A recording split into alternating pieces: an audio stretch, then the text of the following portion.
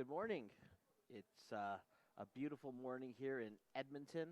We are at Clark Stadium. My name is Steven Sandor, and I'll be here for the first section of games for today's FTF Canada Showcase. We're going to be featuring some of the best prep players, mainly from Alberta, but there's some girls here I see from BC and Saskatchewan as well.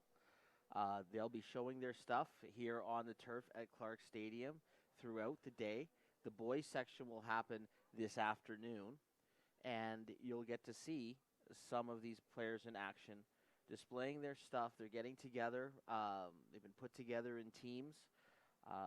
These girls don't always play together. Obviously, they've been brought together to display their, where their talent is at for scouts and such, and to really kind of put their foot forward and get seen, which is so important for players, that ability to, be able to get in front of the camera and be able to in front of more people and more eyeballs as they continue their quest in their soccer careers. We'll start off this morning, the orange team will be playing the blue team. The blue team will have Grace Hill in goal. Grace Hill plays at the Fort McMurray Fury. So again, we're seeing girls come all down to Edmonton from all over the province and actually throughout the prairies in Western Canada. And in net for the orange team, we'll have Katie Cabot from Calgary Rangers. So they've both made a drive down to get to Edmonton for this game this morning. And so we are going to watch them in action. So we're about to get started here. Team Orange, Team Blue, here at Clark Stadium, which some of you will remember is unfortunately the former home of FC Edmonton, who played in the North American Soccer League and the Canadian Premier League for a little over a decade. Called many games here for both NASL and Canadian Premier League. I can say that with some certainty that this is going to be as fast a pitch as anyone can see in this country. This pitch always plays exceptionally fast.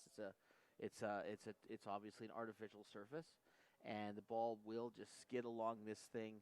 And the players who may not be used to it will have to get used to it pretty fast. That this ball does not check up on this surface. It's going to be hot today. The sun beats down. The temperature goes up 4 or 5 degrees when you're playing on the field with the heat reflecting off the rubber. So it will be a challenge for these girls, as it's going to be a hot day, and they need to manage themselves as well. So both the speed of the pitch and the heat on the field are going to be things that they're going to have to manage. But again, when you're here and you're trying to prove your worth, you really need to be able to show that you can really overcome conditions and what have you, because it doesn't matter wherever you play in the world, you're never always going to play in the most ideal conditions. It's a beautiful summer day. I mean, it's a great day to be outside. It's a great day to be watching. There's fans here, parents, family who are supporting the kids out there, and they're enjoying this beautiful sunny day. But we're just about to get ready to get started. The teams are in their final huddles, and as we see a rabbit crossing the field, and as anyone who might remember FC Edmonton's history knows, the team was nicknamed the Rabbits after many appearances of rabbits on game fields, and it was considered a good luck charm for the team. So let's hope it's good luck for the players involved today, as that rabbit just scoots off towards the parking lot, and hopefully better pastures ahead. Let's see the teams taking the field. Again, that's going to be Katie Cabot in net for the orange team from Calgary Rangers. Blue team is yet to take the field. They're just in their huddle.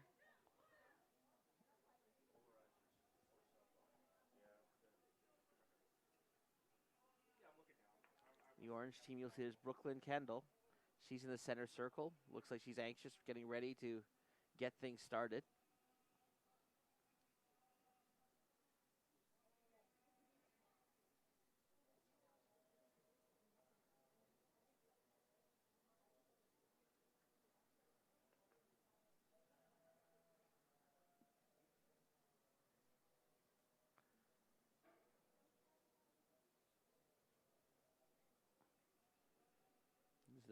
Our referee in purple brings the ball over.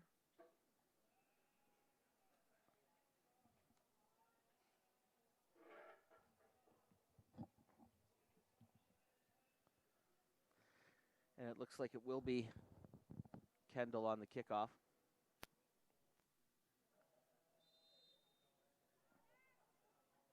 The ball is played to the back.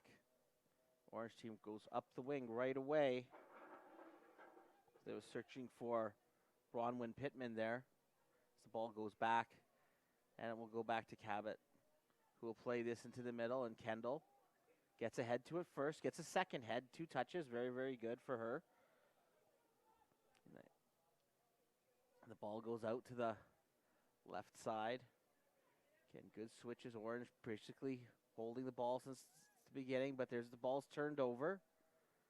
And a probing ball down the right side for the blue team, but that's well handled. I believe that's Heidi Fontian. Played that ball out. Again, the ball comes back to Cabot, and she'll recirculate, bringing it down. That wing, I think that's Sage Baldwin, who's going to play that ball up. No, that's Baldwin now on the ball.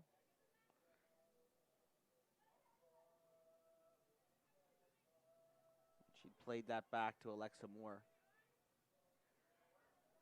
And they're riding the challenges there at Campbell Peterson. A couple of good plays as the ball, though, does go out of bounds. But Peterson there riding a couple of challenges in the middle, spinning, twisting. And there's the throw. Searching there for Jordan James. But it comes out there, and it's Maya Craig to James. Gets that ball to the top of the box. But it's lost, and it's Peterson on the ball. Ball spread wide. Looking there for Pittman. Didn't come out.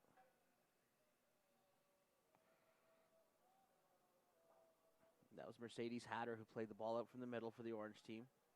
And now the ball comes up left side. And again, I mentioned off the top of the broadcast that this pitch plays exceptionally fast here at Clark Stadium. And you can see that ball doesn't check up at all, that the players who might not have ever played on this surface before are going to have to get used to it. It's going to take a bit of time to understand that the ball just flies on this thing. It almost seems to accelerate. I know that's kind of physically impossible, but if you've ever played a touch on this pitch, it is difficult. And that's going to be something that they will work with and get a better understanding of. As the ball goes out wide, and that's Craig dropping that off to Fontian.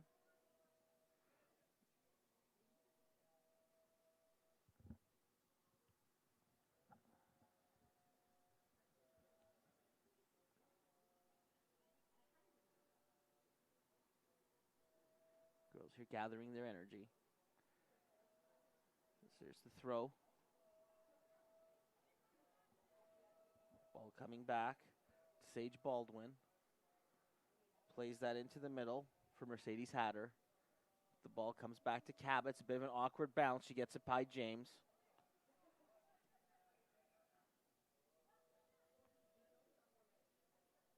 That's Moore playing the ball. It's lost, though. It's stolen. But that just drifts. Gabriella Miller will just escort that into touch. And yes, you make the keeper go get the ball.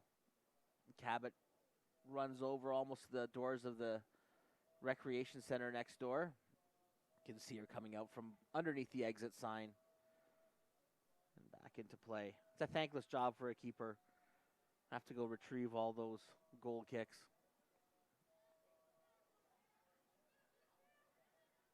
And that's Peterson. Peterson's had a few confident touches so far in this game. Now ball's played up, and now Orange with the rush there. Ball played forward. They're looking there for Brooklyn Kendall, who's playing the striker position. And I think that's Grace Hill's first touch of the ball. She boots it long. And that's the speed there we're seeing. Speed there from Jordan James, who looks... And Maya Craig busts in, looking to trip up Baldwin there and take the ball away from her, but doesn't work. James aggressive again, trying to break up the play. It's a bit scrambly right now. Played up there. That was Nora Horsley. But blocked there by Hayden Midford. First time I called her name so far. Ball comes out wide. It's Maya Craig again. Called her name a few times as that ball slides back. A nice give and go. Craig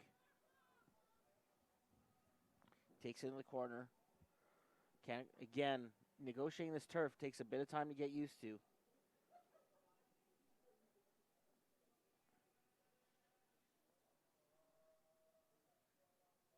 As it was Craig and Marley Portis who tried that give and go play and just doesn't check up the ball. It's exceptionally hard on this field to play balls to the wingers for them to run onto. Just got to touch it just right, just a little bit strong, and it's just going to go forever. Or at least until the fence over there.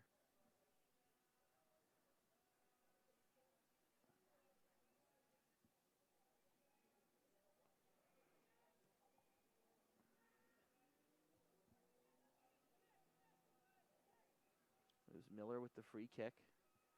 The ball heads out wide. That's a good little touch. Owen winning the battle and trying her luck there. Good battle by Bronwyn Pittman.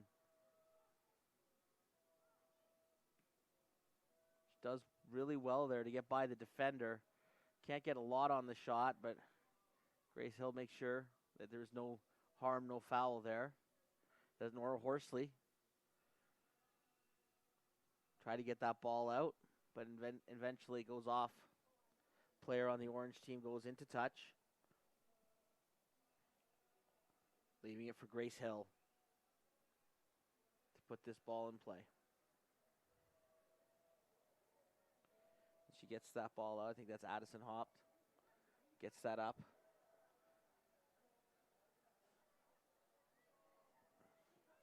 Ball played long, and that's a lot of work to do. And it goes into touch for a throw. It should be Miller who gets that, or in front of Big Blue, the stands here at Clark Stadium.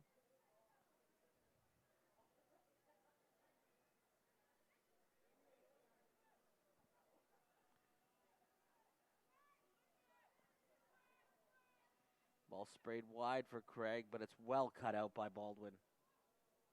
Good read by Baldwin, cutting out that ball that was attempted down the wing for Craig. Botras loses it, and there's Peterson again. Called her name a few times. Ball played out wide there. That was Kendall. Couldn't quite negotiate it. And now it's turned over to the blue team. Barge up. Pittman now. Ball at her feet. You do here settling it. Looking for that play down the wing. And it's Baldwin with the overlapping run. And it's really well done. This one is timed well. Baldwin gets it to the middle, but it's cut out. Baldwin did a good job getting there. She just didn't have a route to the middle of the goal. But a good overlapping run by Baldwin. Now she's got to get back to her position, but instead, the blue team tries their luck up the right side.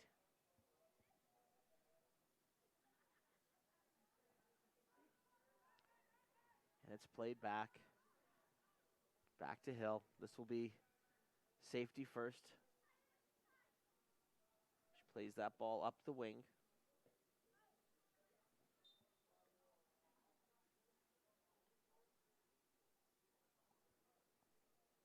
And that was Fontienne looking for Craig. It's Baldwin with the throw. She's been active today. And that was Clara Monk now on the ball. Back to Baldwin. To Peterson. Peterson rolls that forward. It's a good ball, but not quite enough for Hayden Midford to run onto. It's Peterson again, spraying it wide. She was looking, I believe, for Pittman there. Yes, it was Pittman. Again, that ball's just going to go on this turf, skip and go. And again, I've seen professional players who haven't played in the surface. They come up here, played road games here in NASL or CanPL, and it took them quite a while to get used to how fast the surface plays. Really, I would argue I don't think there's a surface in Canada that's used at an elite level that plays any quicker than the turf here at Clark. That's Monk who loses out as that blue team sprays it up. And they're looking for James. She's on the run, battling away. Cabot decides to come well out of the goal. Safety first, plays that into touch. Smart choice there by Cabot, deciding I'm not going to take a chance. She knows that Jordan James has got some speed. And she also has some moves there with a nice little turn, getting that ball to the front of the goal. Baldwin, though, I think it was Maya Craig she was able to win that battle with. And yes, Baldwin brings it up the wing. And that's Monk. Plays that back to Moore. Moore was there. She was pretty ambitiously there looking for Kendall. That didn't come off. Nice ball tucked in there. Oh, and almost an own goal there. It's Peterson who cleared that out. So they were looking for James in front. That was Marley Portis who tried to get that ball to the middle and went off the ankle, I believe, of Peterson, who tracked back. I think Peterson breathed a sigh of relief when she saw that go outside of the post. It's one of those plays you kind of feel helpless. Here comes the corner coming in. Well controlled. Taking control there. Ball hits Peterson in the chest. Oh, Moore and James with a bit of a battle there. James goes down. It's a delayed reaction there, and I think the referee decides that there's no advantage there, and he's decided that's a foul. That'll be a foul on Alexa Moore, on Jordan James. He knocked her over. And this is going to be a free kick opportunity, the most dangerous opportunity of the game. And James, there's no doubt, she's the one taking it. She's the only one standing over it. No debate here. Orange team builds a wall. I think she's going to have to go over there. From this angle, she's going to have a shot and test Cabot and goal.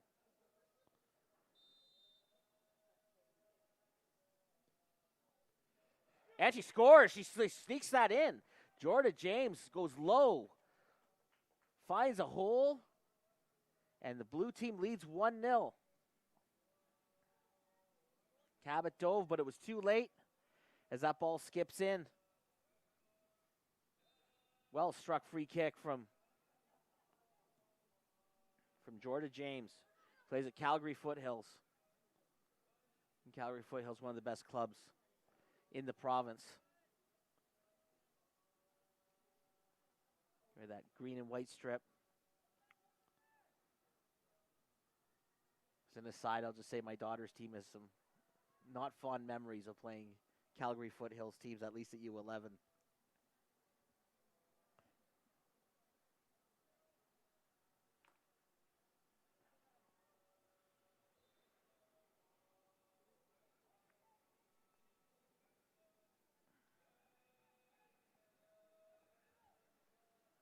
Orange team, they've had more of the possession, but they trail 1-0. James, for the blue side, has proven to be a handful for the defenders as she pursues. She's got to be so careful. She's quick.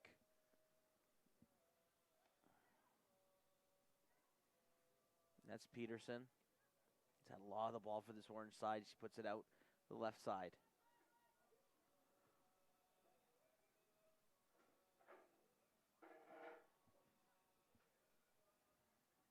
Throw comes in.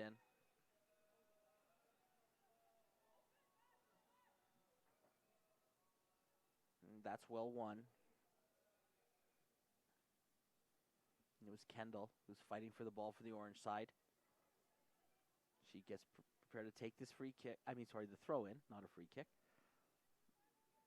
It's another throw for the orange side. We look into the bright sunshine. It's coming in directly over from Big Blue. Not a cloud to be seen right now. It's bright.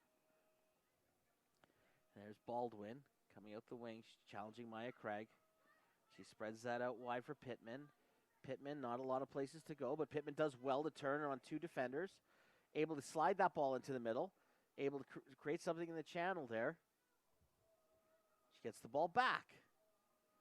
Pittman showing some fancy footwork there, dropping it off for Baldwin, making the right play there. They keep possession. It's Peterson coming forward. Peterson going to have a go, putting that ball into the danger area. And Hill spills that, so that's going to be a corner. Hill wasn't able to negotiate the control of the ball. So the orange side has a corner there, looking to equalize. It's brought in, and this time Hill comes out confidently, makes the catch. Gets that ball up, and there's no secret. She's looking long to get James free, putting pressure on the rear guard of the orange side.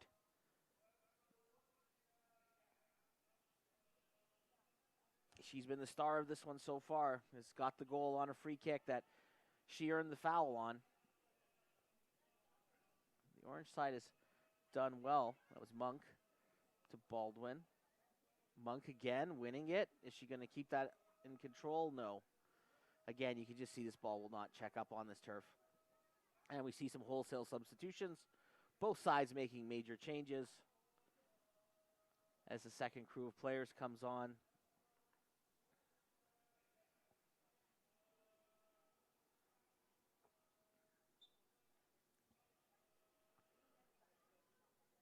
The throw in. James did not come off, and she gets the first touch to that.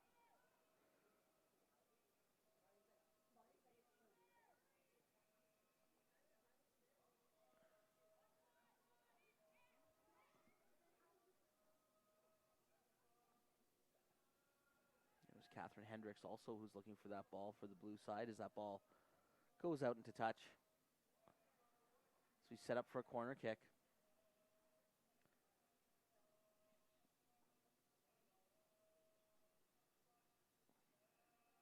And of course, someone's got to go get that ball. At least they get to go into the shade for a little bit. Oh, it's actually a throw. My apologies. It's a setup. And there's Jordan James, first to the ball again. Playing that ball to the middle. And it's James again.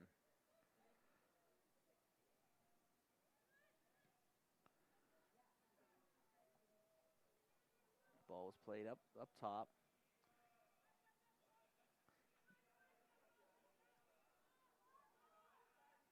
The ball is played back to Cabot in the goal. She sprays that out to the wing. She comes back, goes the other way. This time. Ball is played out wide there to Ava Claremont. Plays it into Patras. Have to play that out wide. There's a good collision.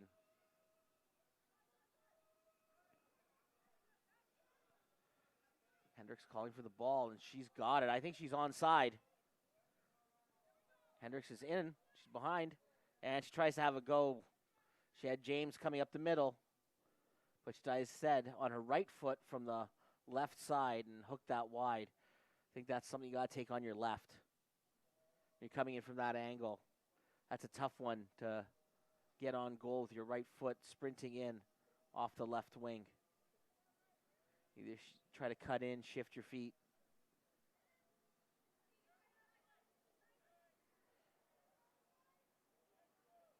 That was Bronwyn Pittman who lost out there. And Hendricks again called her name a few times here. Battling there, Ava Claremont as well. Ball played long. And that's Monk who's running onto it down the wing. She has Sarah Hargy in the middle.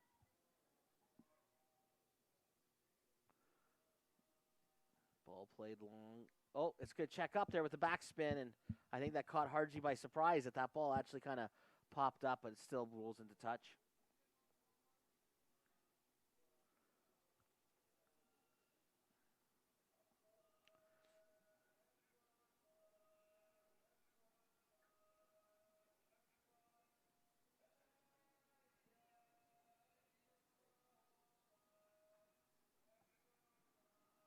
Ball's played long there.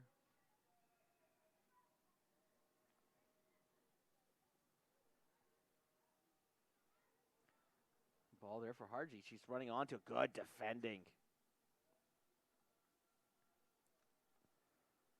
I have a hard time seeing the name. I'm sorry about that. The number on the player in blue with this bright sunshine. The numbers on the blue don't show up quite as well as the numbers on the orange vests. It's a great challenge.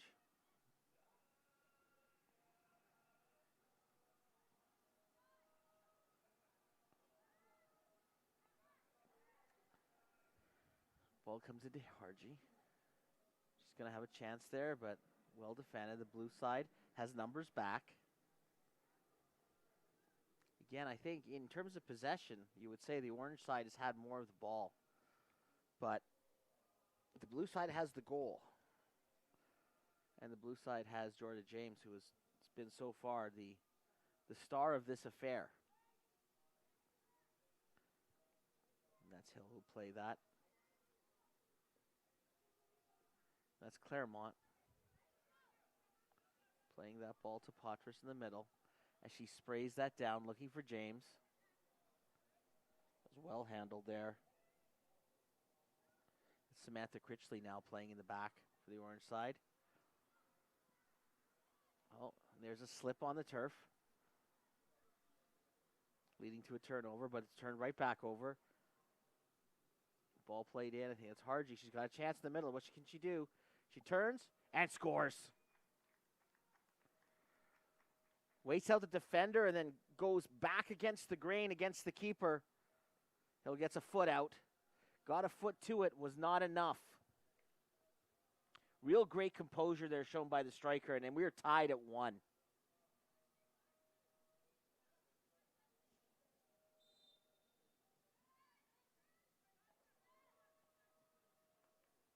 there's Harji with the goal.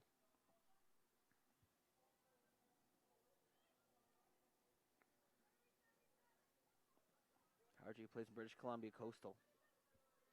Looking pretty good there. Now it's Hendricks coming up this side. Dropping it back. Claremont gets that out of trouble. I think that's Patras in the middle.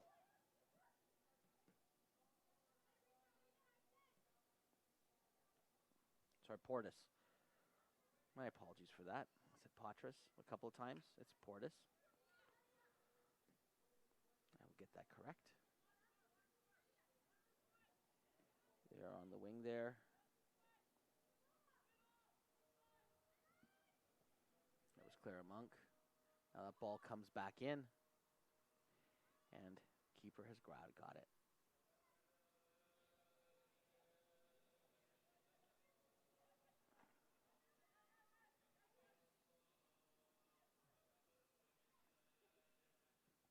Blue team gets that ball up, looking long, and surprise, surprise, looking for Jordan James.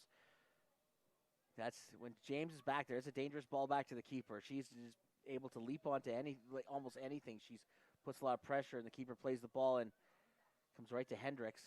Plays that to Portis in the middle. There's an attempt from distance.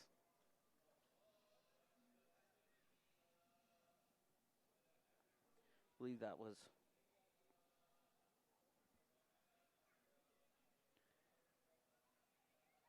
ball's moved back in. Sorry, this is Portis with the ball. Slides that out to the wing. Well done.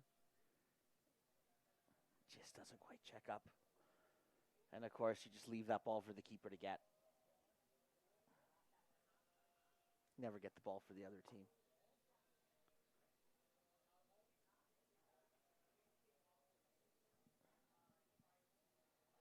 Tied at 1 here. First game of the FTF Canada Showcase Girls Division here at Clark Stadium in Edmonton.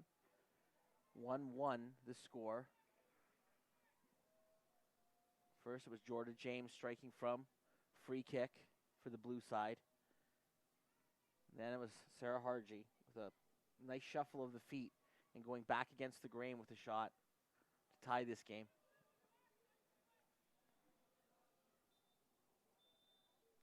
And there, I believe that's the whistle for halftime. So we'll switch it up.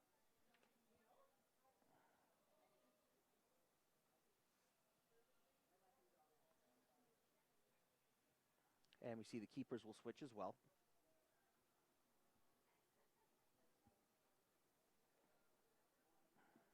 So in the second half, Andy Marie Schlosser will play in goal for the blue side.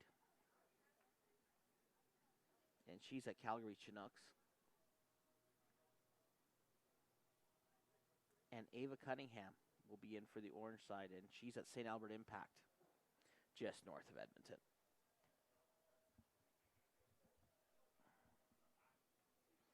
St. Albert Impact, if you're not aware, their technical director is Jeff Paulus, the former head coach of FC Edmonton.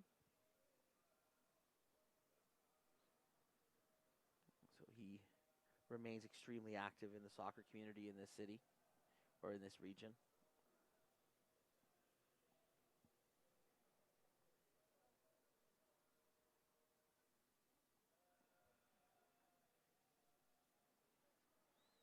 And keepers getting warmed up. They switch them up at each half. Each keeper in the first half beaten once. Again, James with a nice low free kick that skipped into the corner after she was fouled just in front of goal. And Sarah Harji caught the keeper going against the grain, was very patient in front of goal, and that's what I really liked about Harji's goal. She didn't rush it. She realized she had time. Defender decided to wait her out, and she decided instead she would take that time to shuffle the ball on her feet and actually give herself a little bit of a better shooting position. And that was, when you're on a stage like this and the heartbeat is racing and people are watching and you're trying to impress, to be able to slow it down and understand I've got this, that was an impressive bit of work from the striker.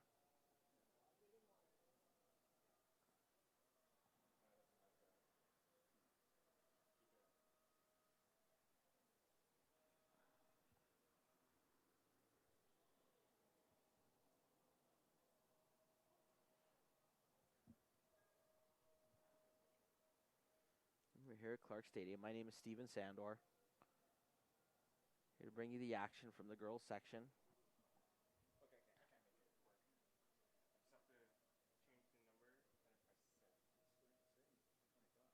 Of the FTF Canada Showcase here in Edmonton. It's going to be 2 days of soccer, both girls and boys divisions. So we'll be back here tomorrow as well. Not that I should set you up for tomorrow when we're in the first game of Game 1, and I believe we're going from 8 a.m. our time to 5 p.m., so I believe that would be 9 games. Is my math good? 10?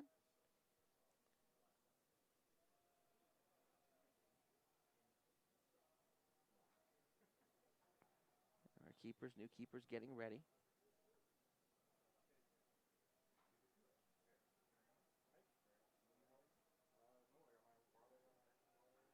Schlosser going in for the blue side. Cunningham in net for the orange side. As we see some changes. Again, they've made some subs again. Some of the players who may have started the game are back in.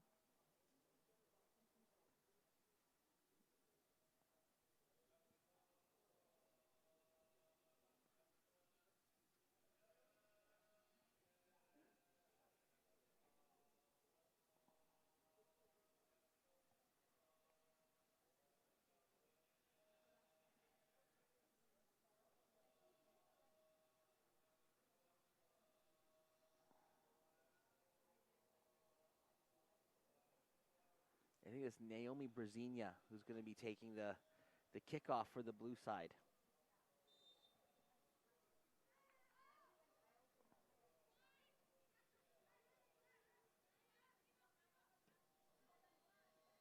And it's Hendricks who switched over from the left side to the right side for this half.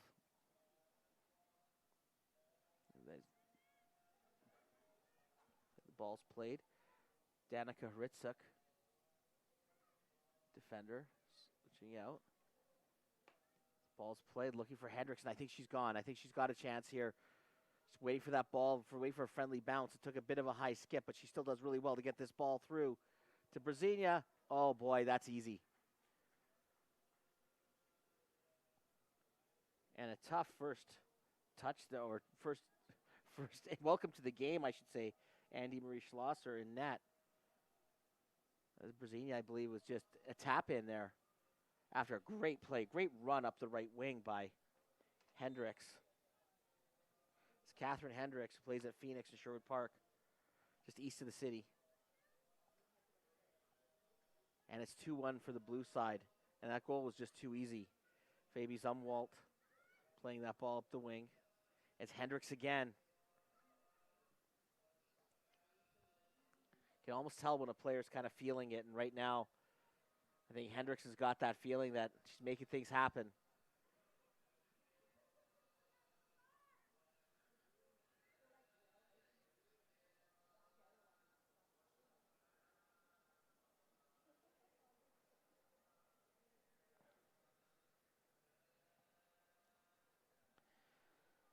Both strikers there. Brzezinha with the tap in there. Jordan James with the goal in the first half for the blue side. She's sitting. Brzezinha's in for her. And each has provided a goal as the blue side leads 2-1. Early in the second half of this one.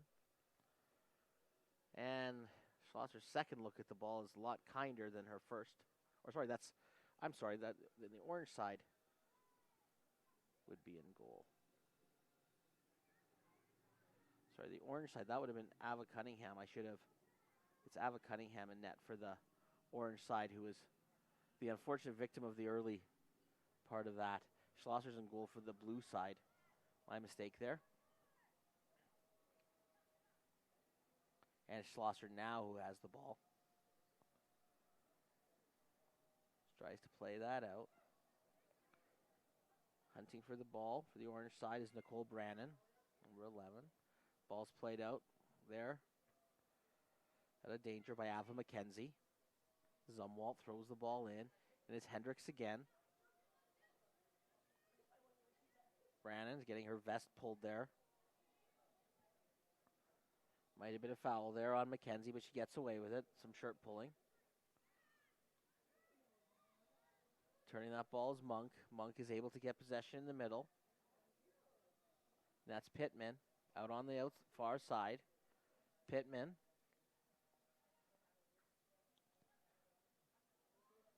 Ball gets in.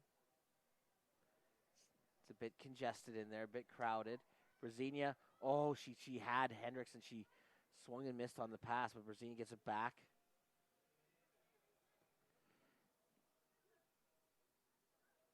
She's looking for Hendricks. And it's McKenzie who's going to get the throw for the blue side.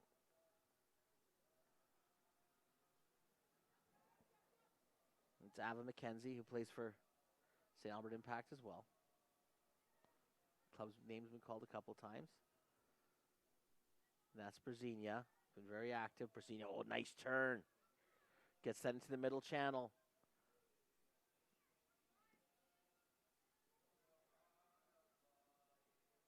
As Hendricks being chased.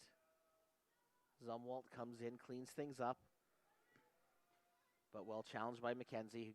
Makes sure that there's no chance for the orange side to counter. And already some changes coming in for the orange side. Not waiting to make subs very long. Zumwalt with the throw.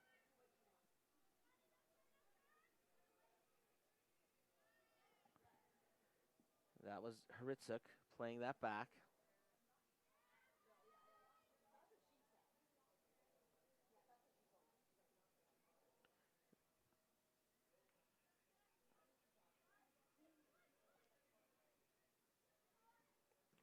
The ball's given away. Monk tries to clean up the damage there. Zumwalt plays that back again. Looks like Samantha Critchley. She's there battling with Hendricks. Ball sprays back to the middle. Look there for Monk, cuts that out. Monk has been very active in the middle of the park for the orange side. Clara Monk plays her soccer at Calgary Foothills as well. That's another club we mentioned a few times. You see Monk again with the ball. And that should be offside. Is it going to be called offside? No. And there's a chance, and it's well saved there. And that's Schlosser. That was Harji with the chance. Now, she didn't score, but I will say, I can see the faded football lines, and she was about 2 yards offside when that ball was played. We don't think we have linesmen. I think you get away with that one. But that would be a courtesy offside because she was well off.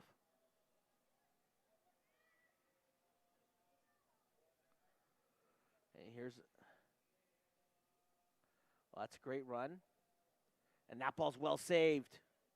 Schlosser gets a hand to it. Can this be saved from being a corner? Yes.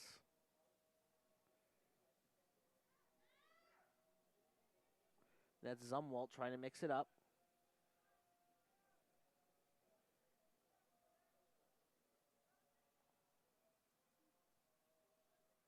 That was Monk again with the run. She's coming off now, getting a rest. I think with that shot, that was palmed away by Schlosser in goal.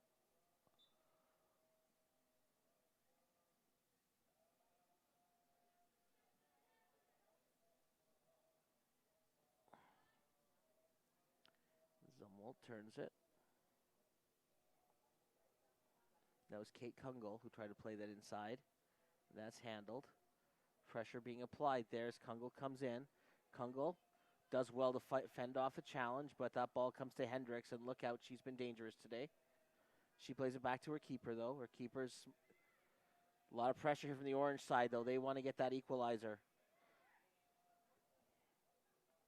Kungle and Brooklyn Kendall attacking for the orange side, and Zumwalt gets the ball.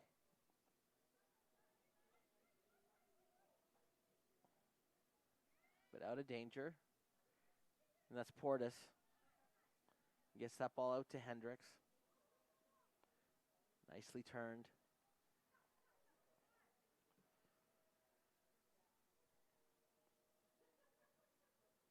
And that ball sprayed into not a lot of danger. And as soon as that rolls into touch, you see the player stop chasing it, and they let the keeper know, that's yours now. So Ava Cunningham goes for a run to get the balls. We have a bit of a break here. 2-1 for this blue side over the orange side. It's been a competitive match. Goals from Jordan James. Jordan James and Naomi Brzezinha for the blue side. Orange side getting a goal from Sarah Harji. This is Kungle coming up the wing and dropping that to the middle. That's Peterson. Loses out.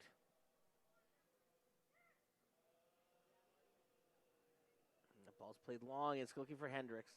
Hendricks again. She's been dangerous. Is she going to get by the defender? Yes, she does. She rides the challenge really well. She decides to go for goal. Cunningham saves it, but barged in there. Hendricks shakes off a defender. She's been strong today. Really shown well. This ball's played into touch now, and Cunningham with the hand gets the save and then got on top of that ball just before Brzezinha was ready for that rebound if that would have come out. That ball's played in, but well handled.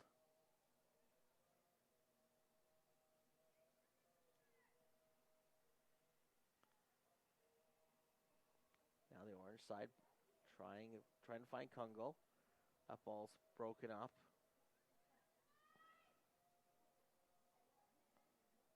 And Zumwalt plays that for Kungle. She's riding the challenge now for McKenzie. Foul's been called here. And I think they're going to say that McKenzie extended her arm and pushed. So now it's the first real free kick chance we see from the orange side. The blue side made it paid off from a danger area in the first half. First goal of the game. 2-1 for this blue side. This will be Kate Kungle. Plays at Sherwood Park, Phoenix. Is she going to have a go, or is she going to try to cross this? She decides to have a go. Oh, and it's just tipped over the bar. Schlosser does well, gets up in the air, punches that over. I thought, off the foot, I thought, is that going to creep in over the keeper? But she got up, used her leaping ability, got to it. Good free kick, though. Great free kick attempt. That's what we're here to see. Players showing their best. As the corner comes in, clears everyone. Ooh, that's Brzezinho coming back to defend.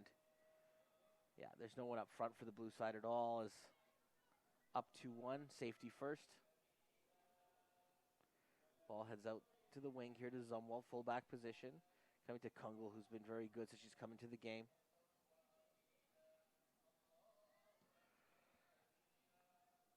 Thought Paul was Hritzuk playing that up. Brzezinho. Now coming up from the defensive position there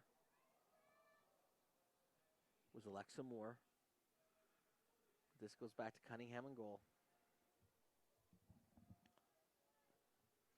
She's been composed, made a good save just recently after having a rough introduction to the game, having to deal with a tap-in about 10 seconds after the start of the second half.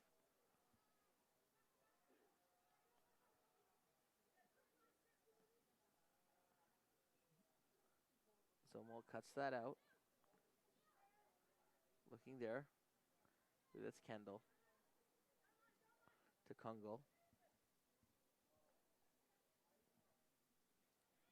Loses out. McKenzie tries to get that ball up, but it's turned back over, and it's Peterson. Peterson with a good run. Tries to drop that to Kendall. Doesn't come off. That's Hritzuk playing the ball up. Cut out there by Emily Narayan. Narayan now on the ball for the second time. And that's Pittman on the far wing now.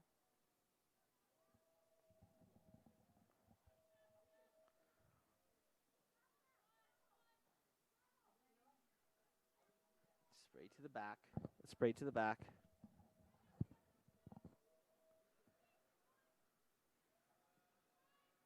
Orange side, that's a good ball to Narayan. She looks for Pittman on the wing. This will pay off. She'll get there. Pittman, though, with a little bit of a heavy touch, and can't keep that in after with a heavy touch there.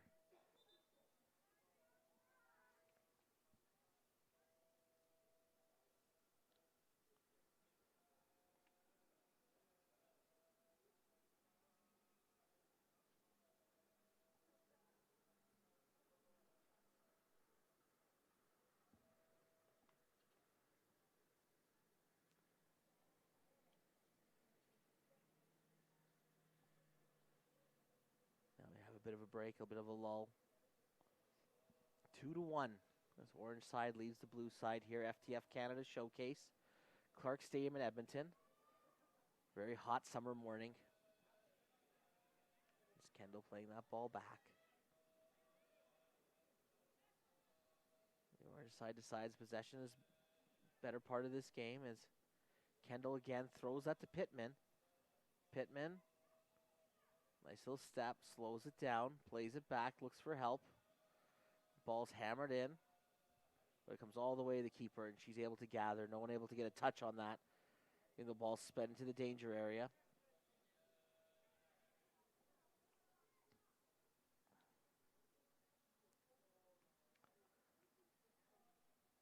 That's Pittman again trying to break up the play. Blue side plays the ball back. Is that going to be retrieved before it goes in a touch? Yes, it will be.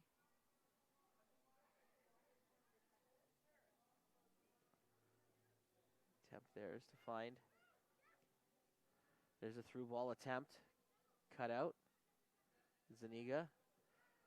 Oh, Kungle was there, but the ball doesn't quite get to her, but she still gets it. She comes back, fights for it, wins possession. She's been impressive. Riding a challenge there.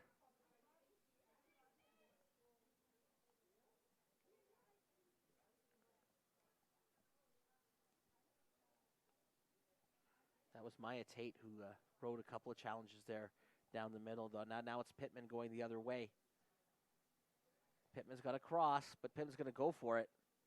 I'm not sure if she was going for it or was looking for Kendall in the middle, but either way, it goes in a touch for a goal kick, and time is ticking down on this one. Second half, 2-1 for this blue side.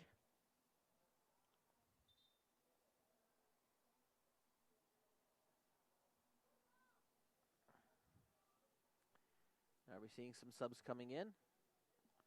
Looks like the blue side, well, at least there's some players warming up. No. I think the referees asked for a new ball. What's up? Maybe did the ball go under the stands there when it rolled and decided it's really can't get it very quickly?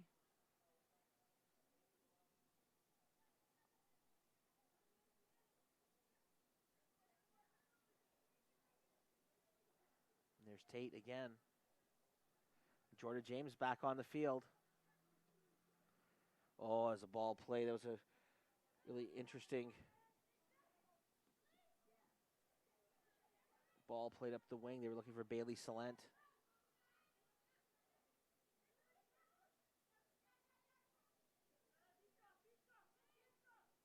And that's Addison Hopp with the ball.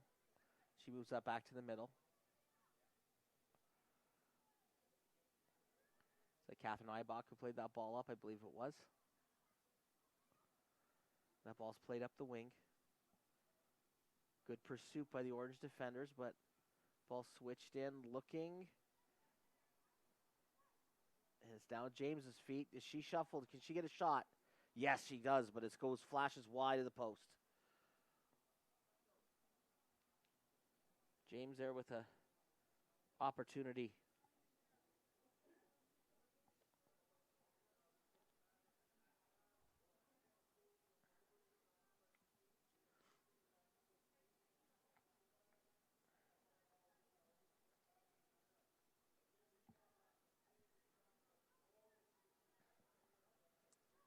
Played.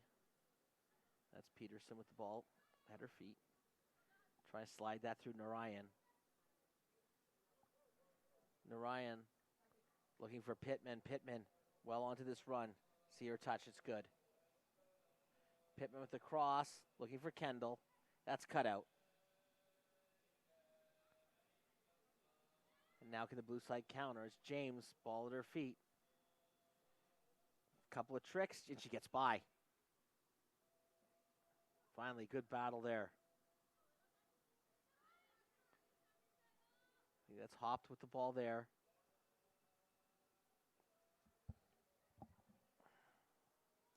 That's moved into the wing. Can that ball be saved? Not sure. But Cunningham does really well. Comes off the line. Takes charge of that. Says, this isn't my area. Ball was kind of in a no man's land. Let me take control of that. Well, that's a soft pass. That's cut out there by Bailey Salent. Bailey Salent looking for James. Spilled once by Cunningham, but she gathers.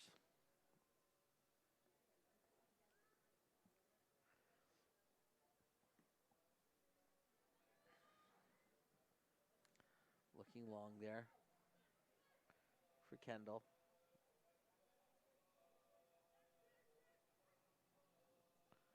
Well, that's a dangerous pass. Well negotiated. But now it's Pittman who steals the ball. Orange side trying to get pressure, trying to get that equalizing goal.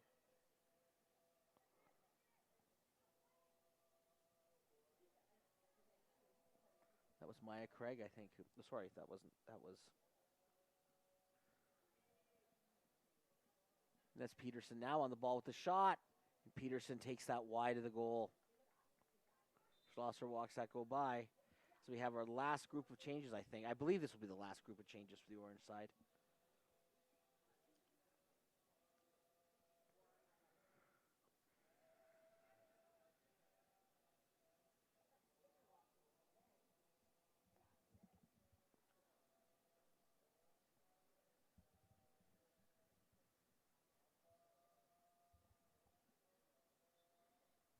Schlosser will play this out.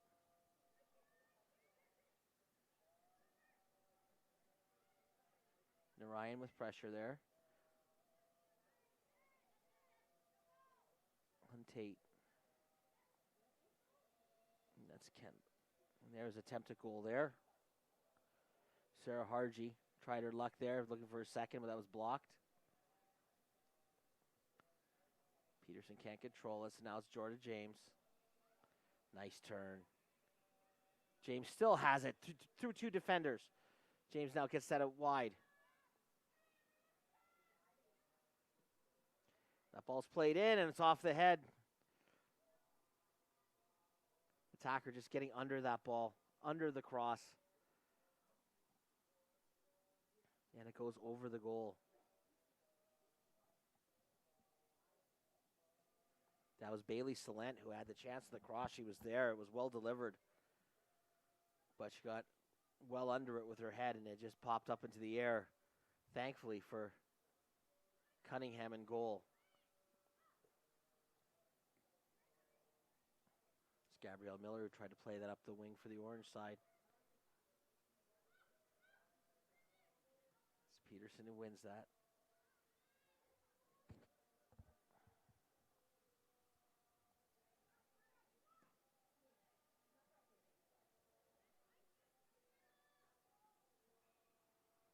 Ibach played that out, I believe.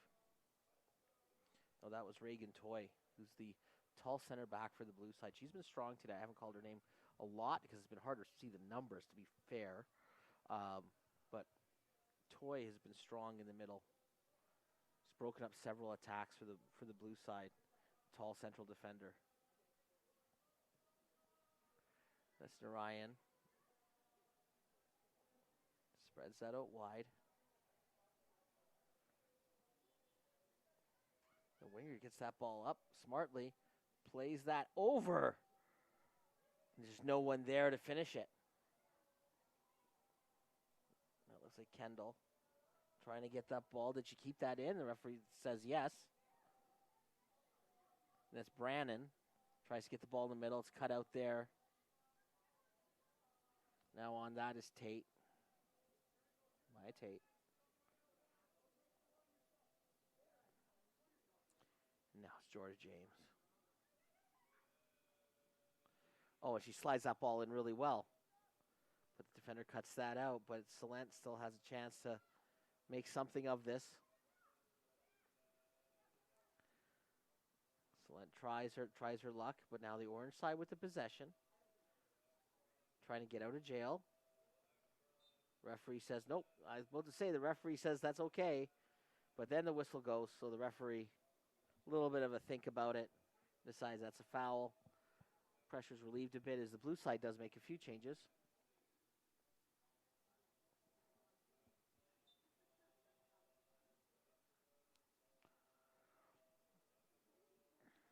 Ball's thumped in long. But Toy stole the ball there. Caught Sarah Harji. Harji thought she had possession, but Toy took it away. And this looks like Samantha Critchley with the ball trying to get that up. And that's Bailey Salent again. That's Peterson who just throws that back to the keeper, Cunningham. 2-1, time running down on this orange side. Can they find one? Can they tie this game up?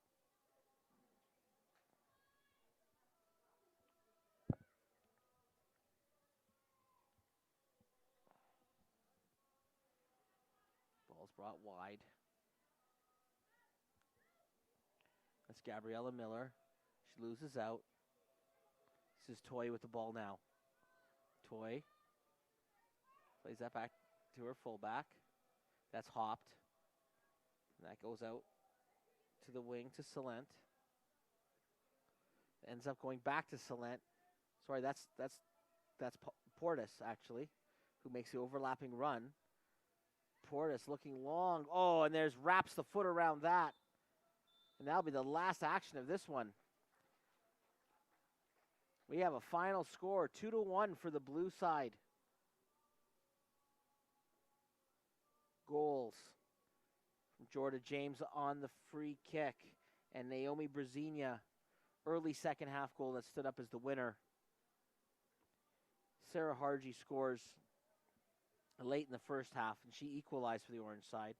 So the goals went James from the spot. I mean, sorry, from not from the spot, but from her, just a free kick from outside the area. Then Hargy equalizes for the orange side. Then early, like just seconds into the second half, the blue side, after a really inspired run from Catherine Hendricks, creates a tap in for Naomi Brzezinha for the winner. And that's our first game in the books, the first game of many over the next 2 days here at Clark Stadium. My name is Steven Sandor. I'll be back with you in just a couple of minutes for our second game, Team 3 versus Team 4. And in case you're wondering, Team 1 was the blue team, so in the first game, so they are Team 1. I mean, the names that they have. I could try to give them names, but I don't think that's really up to me. And so we have Team 3 playing Team 4 coming up next.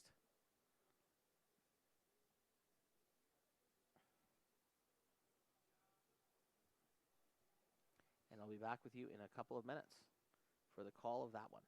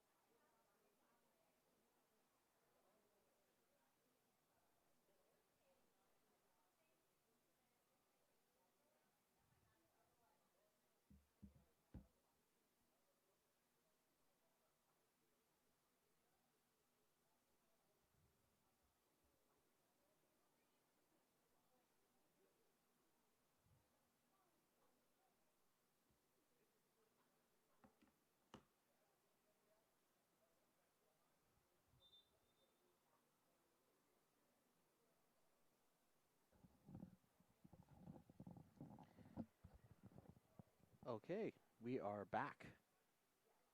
FTF Canada Showcase from Clark Stadium here at Edmonton. My name is Steven Sandor.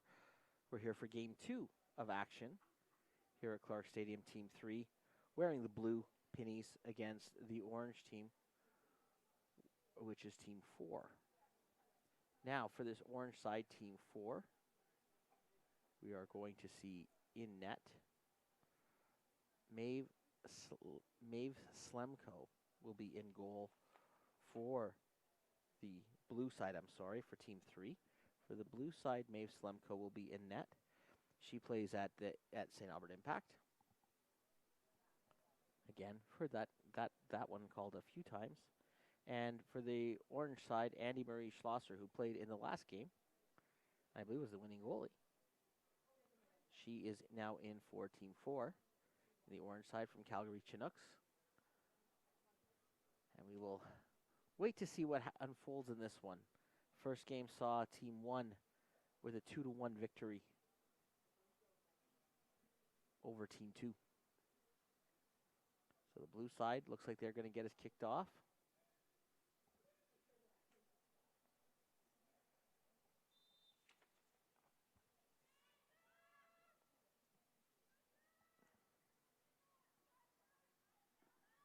The ball is moved to the back.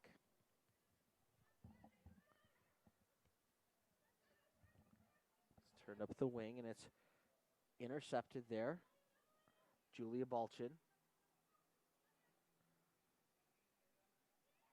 But it's stolen there.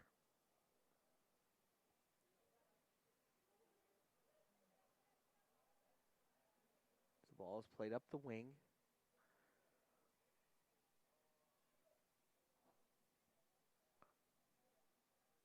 And it looks like it's going to be a corner to the blue side to start this game.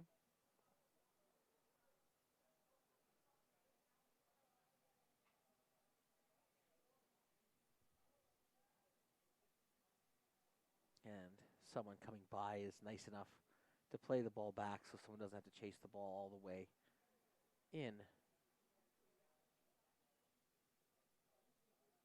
towards the rec center. Long cross played in, it bounces. Came out there for Bryce Hanasich. She had a look. And that's headed out of danger, though, as that ball could have been set up for a counter. But that is headed out of danger there by Capri Bolter. And the throw in there for Julia Balchin. Balchin plays that into the middle.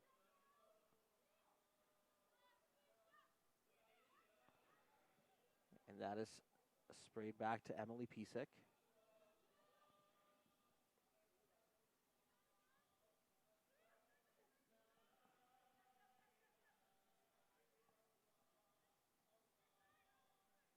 Ball's good in the middle of the park. Blue side trying to gather, trying to put some passes together.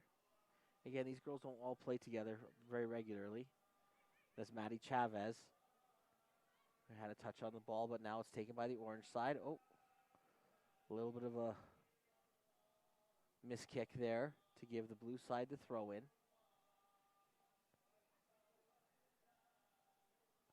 And this will be Hanasich throwing that in.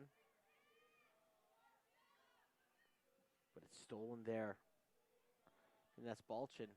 She's been active early in this game. Played out of trouble by this blue side. They move the ball to the middle. Oh, a player falling down. Keep contact of that.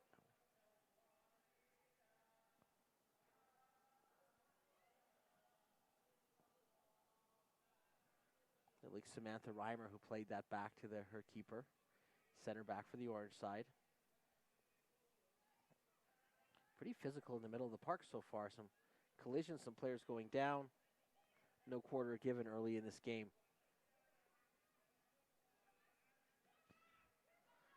Ball's played up the wing to Balchin again. Balchin has a runner.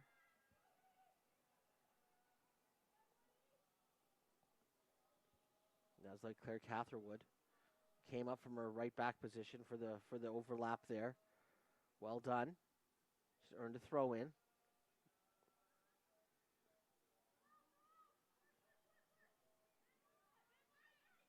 Oh, and I said there's this physical. Catherwood just ran over a player there.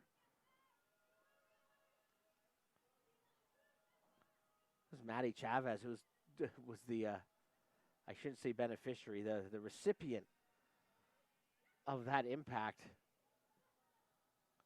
from Claire Catherwood.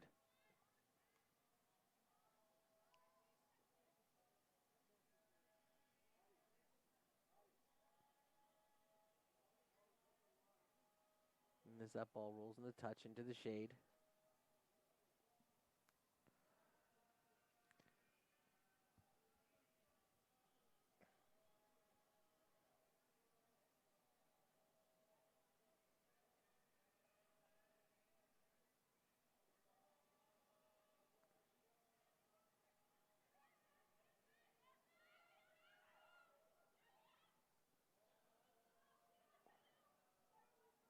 That ball, I think, was coming out wide. It's Balchin again. Balchin, I think, has she earned a corner? No. Keeper gathers.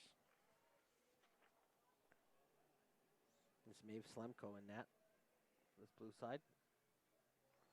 She controls that well. Balchin's been active early for this orange side.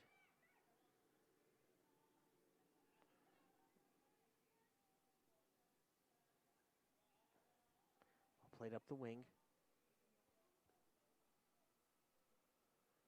It's Dana Garcia, I believe, who's on that ball. She had a chase.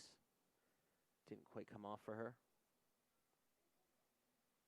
Schlosser now will play that. They're a defender.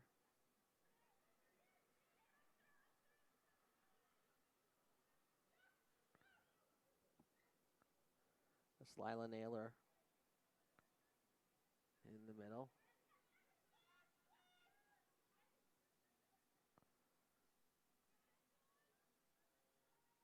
The ball's cut out.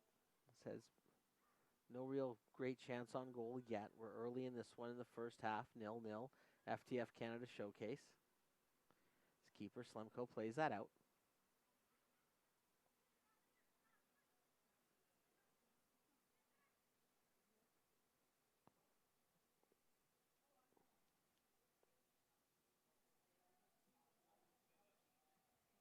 Now it rolls into down the wing for another throw or for a throw in.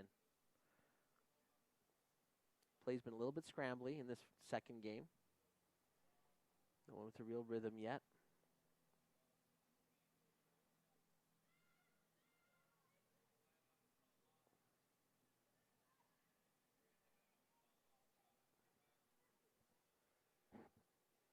The ball's played across the back. The blue side, a little more possession here.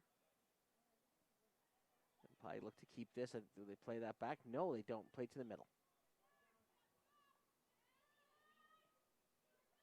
Look down the wing now. That's taken away.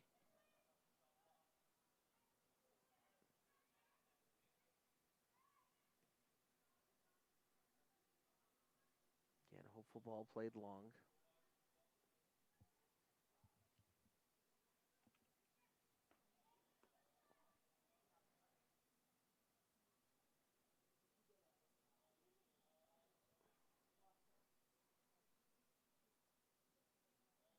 And there, that's Jolie Handslip. Plays that ball up.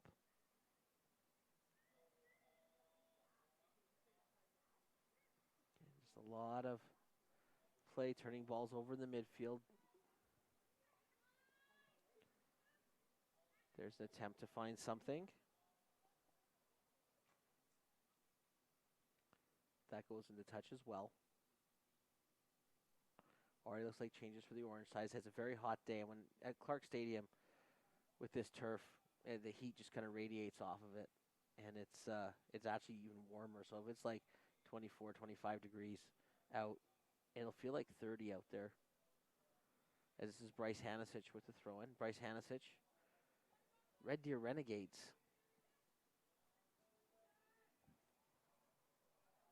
And there's a good battle there. Hanasich with the touch. That went to Haley Wensveen. And now ball in. Hopeful ball.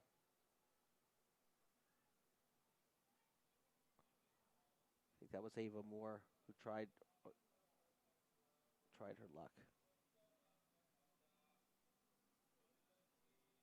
Sorry, that was Elise Hallaby who tried that last attempt. This is Sarah Narani. She plays the ball long. She's looking there for Julia Balchin. I think this is Hanasich again. Said Hanasich with the throws. She's with the Red Deer Renegades. Just want to say that I was in Red Deer at the Renegades facility last night with my daughter's U11 team for a road game. And I will congratulate them on having such a gorgeous facility. If anyone's been to Red Deer and seen the Renegades facility, it puts a lot of the Edmonton ones to shame. And I would love to see the people who keep the fields in Red Deer teach people in Edmonton maybe how to grow grass, because it was fantastic. And that's Narani.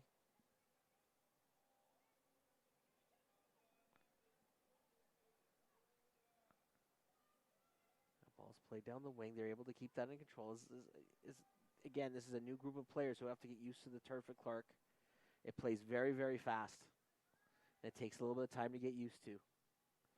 Ball does not check up at all. Well played. It was Narani who tried to thread the needle there. But it's Hanasich.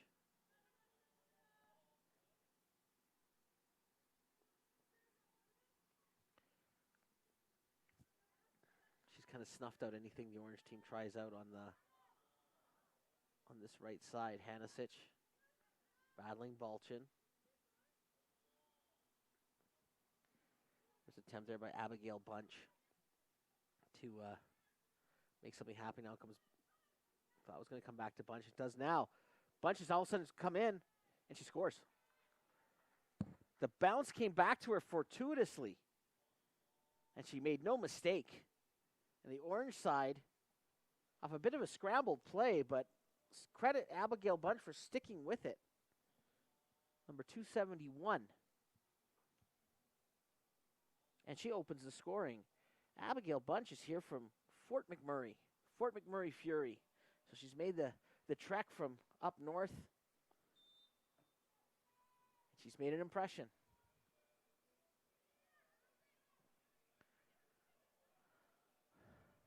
Ball is played in, and it's well cut out.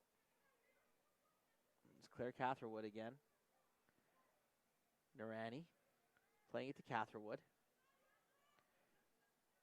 Catherwood, try her luck. She plays it to the inside channel. I think she was looking for Naylor there. It was Lila Naylor who she was looking for. Tell Lila Naylor because she likes to wear the penny with just one shoulder on.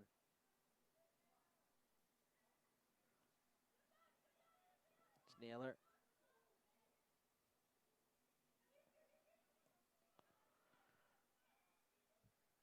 And there's the ball attempted for Balchin.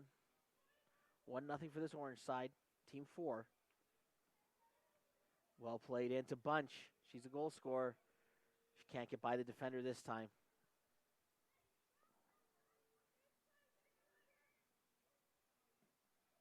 There's a great ball forward. But Schlosser's able to get onto it.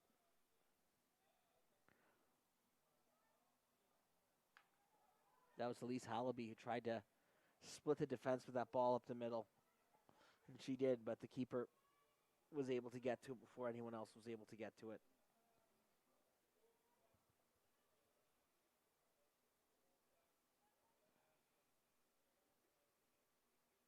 This ball back played to Slemko. There's a good battle on the wing there.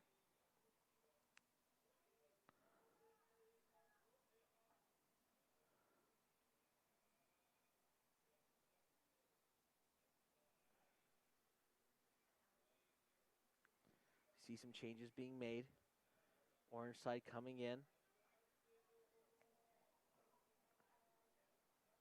Maddie Peterson comes in. And Isabel Amico as the two forwards.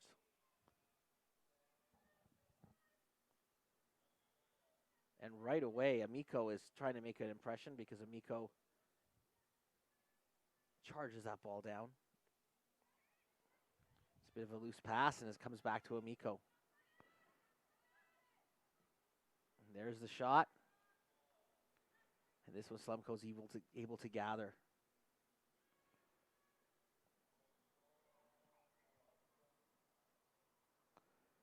It was Danny. Looks like Danny Cow who had that shot for the orange side. Sorry, that was Selena Gopal with the shot for the orange side. 178, not 170. A little bit hard to tell with the pennies.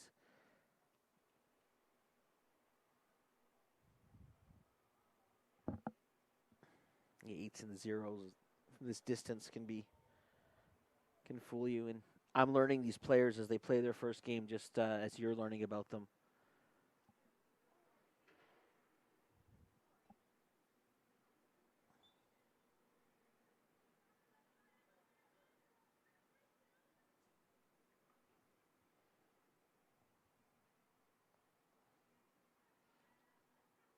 As that ball is played.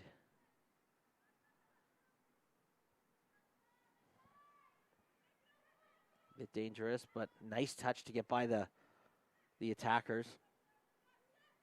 That was Peterson chasing there for the orange side.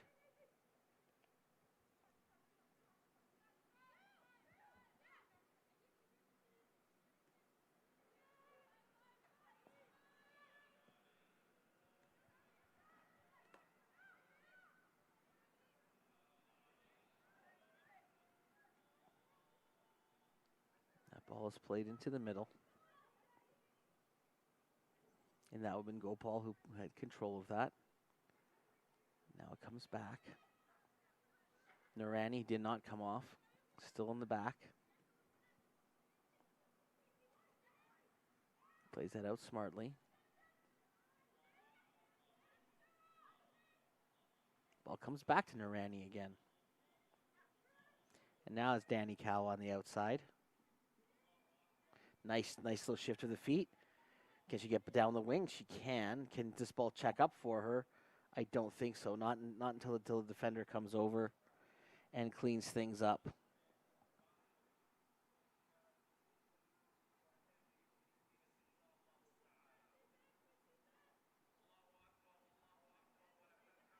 Falling down there was Peterson. No foul though because it's just a throw in.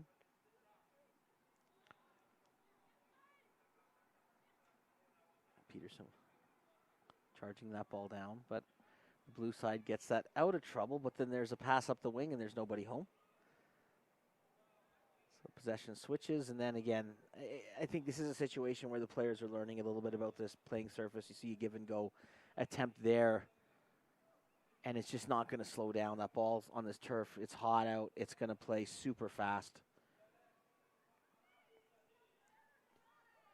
As Narani has the ball.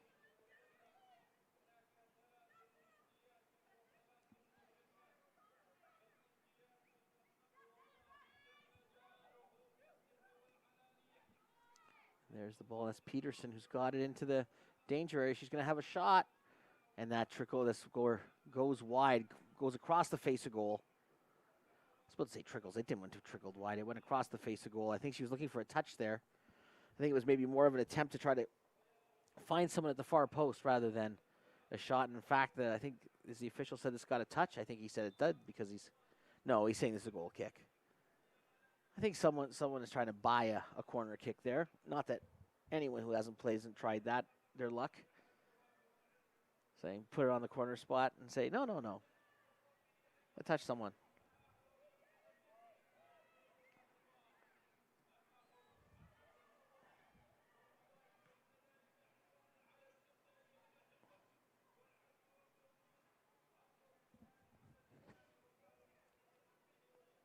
Now we have blue side coming forward, seeing an attack from them. Hopeful ball, played up, gathered by Schlosser. It's Peterson with the ball. Oh, she tried to find Cal, but there wasn't happening there for her.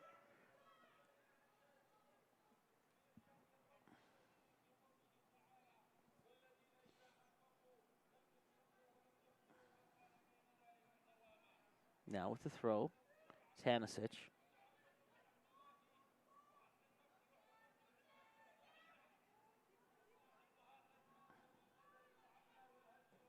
Hanisic. There's an attempt there on goal. It was a speculative effort there.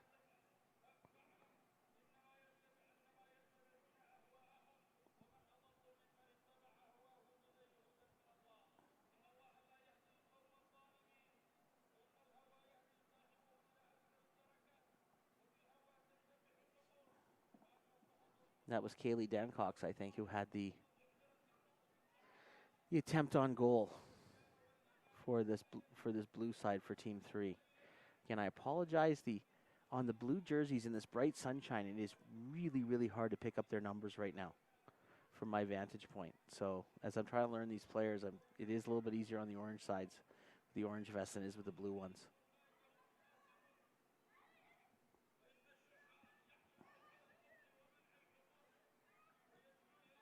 It's Narani. Let's play back to Narani again.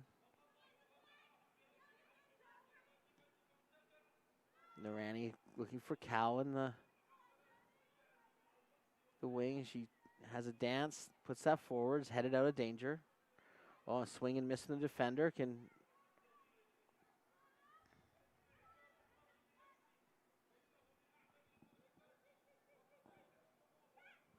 Ball came to Henny Lee. She was able to, but lost it for the orange side.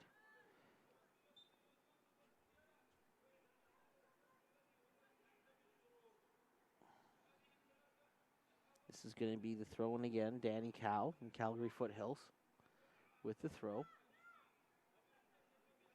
Oh, slipping over the ball there. Attacker.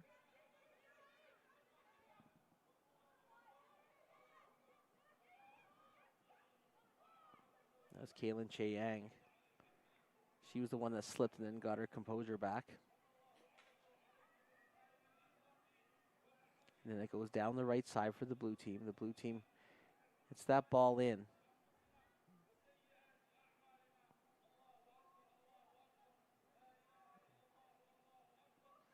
And ball throws it in, clears Dan Cox on the blue side. It goes off the shoulder of the orange player and comes back to Dan Cox. She gets it again. Smart play from Hanisic to her.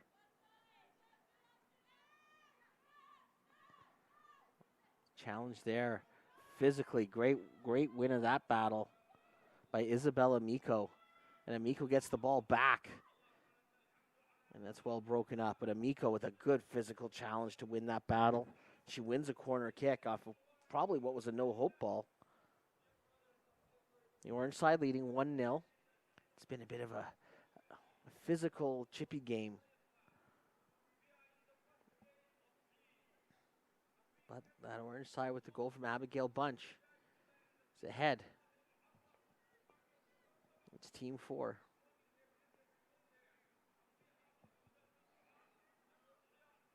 The ball's off the chest.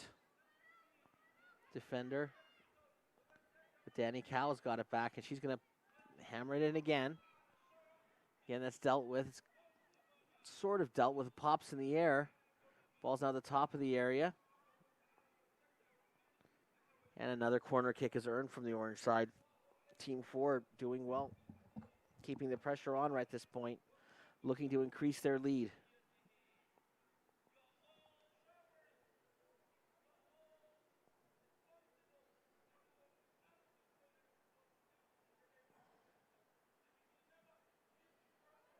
That ball comes in. It was Peterson who tried to have a go and it's blocked out. It's Che-Yang. He's playing that ball out.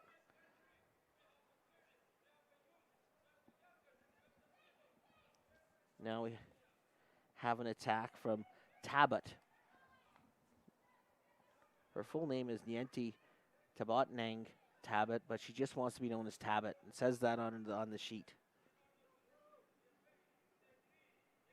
She had the run there for the blue side. It didn't amount to a real threat.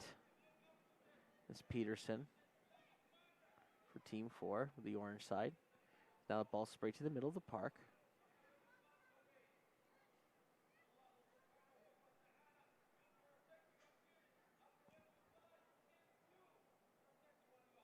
I think that was Dana Garcia who broke that play up for the blue side.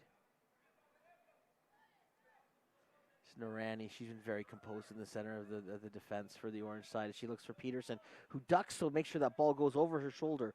Was that the right call? But again, on this turf, that's a fast that just doesn't slow down.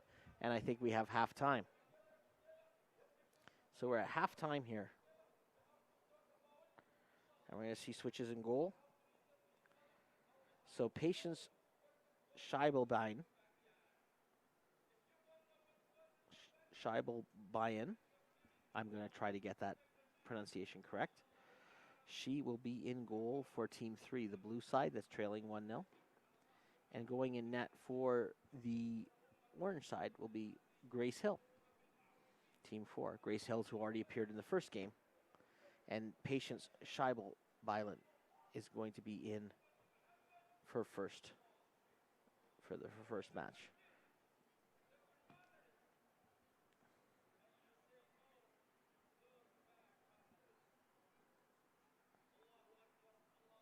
One 0 orange side. Goal coming from Abigail Bunch. Kind of halfway through the first half. On a scrambly play, came back to her in the middle of the area, but once she got it to her feet, smartly finished the chance. And it's 1-0 for the orange side, Team 4.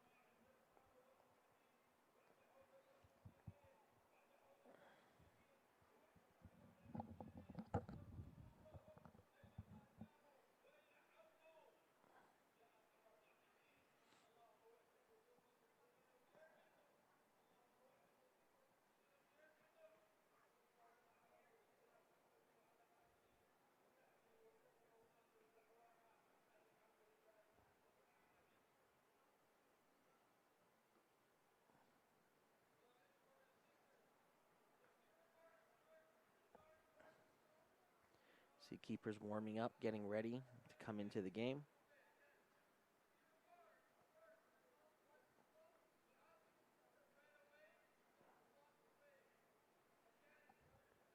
Getting some instructions from their coaches. Again, these are girls who normally don't play together. We have girls mainly from Alberta, but some from BC, some from Saskatchewan as well.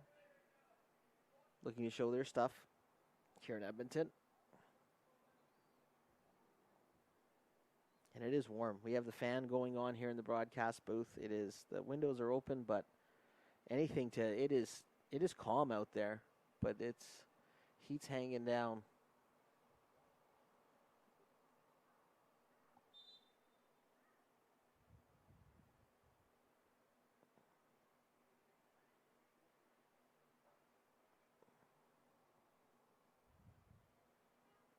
As the orange side, Team 4, taking the field.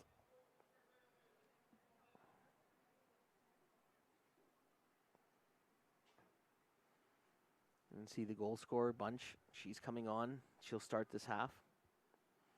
So the team's making regular substitutions and come in and out of games at this level for this showcase. Get a rest, get a drink of water, try to get out of the heat for a little bit.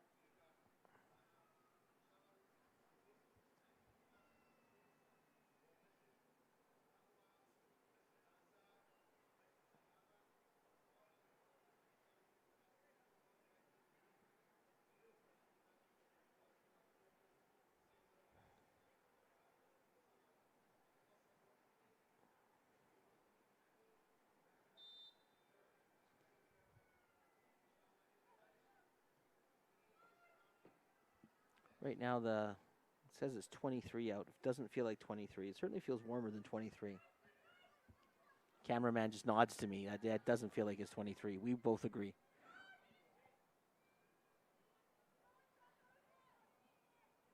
That was Maddie Peterson from Scottish United. Tried that ball in the middle to find Julia Balchin, and this Bunch, the goal scorer, who loses out there. I think that's Kaylin Chiang with that.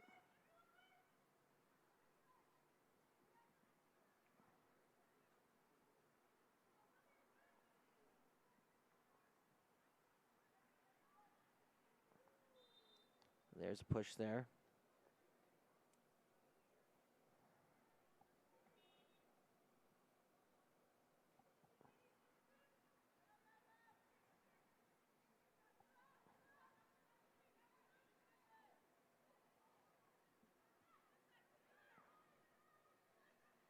Ball sprayed around the back.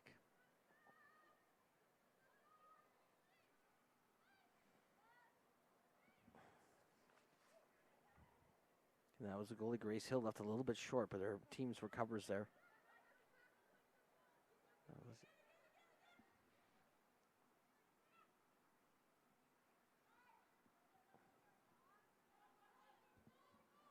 That ball's played back to the keeper, Scheibelbein.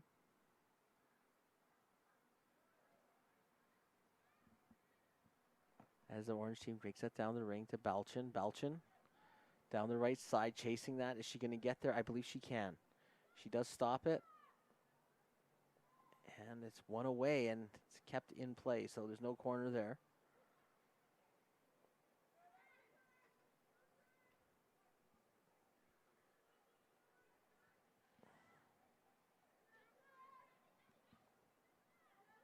And here comes blue side breaking that up.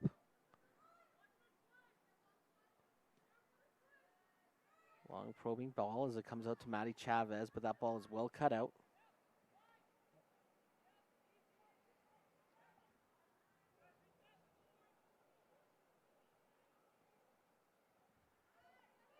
That was Rowan Cameron who cut that ball out for the orange side. As the balls look out for Balchin. She could get to this. She does get to it. Hill lets that go. As Hill goes, let that go through her, and then somehow it stays out. I just don't know how that got through. And that created a couple of chances there.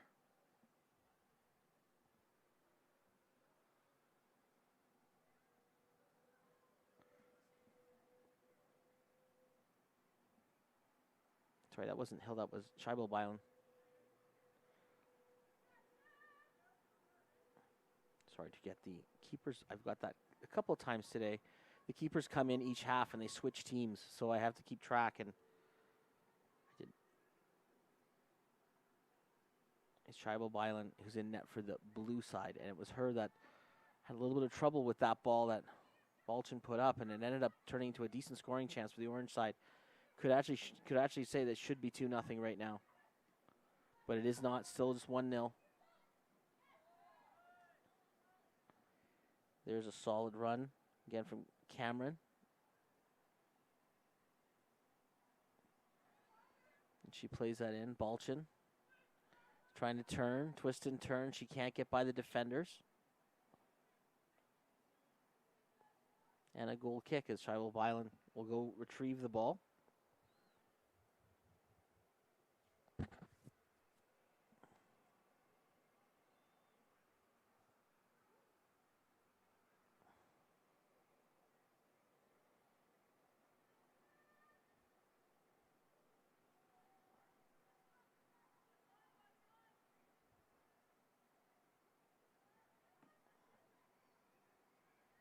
There's a good challenge.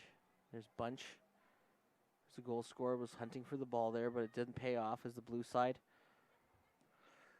Ball played down the wing, looking for Maddie Chavez, and I think she's going to be able to get to it. Now she's going to try to scoot this ball down the right side. Defender does well. Chavez grabs a bunch of jersey there, no call, but defender does well. Now the call comes. Chavez grabbed the jersey a couple times there. And Claire Catherwood was the winner of that challenge. She rode that a couple times. Chavez tried to beat her down the wing. Catherwood won that, and then Chavez got a big hold of Penny there.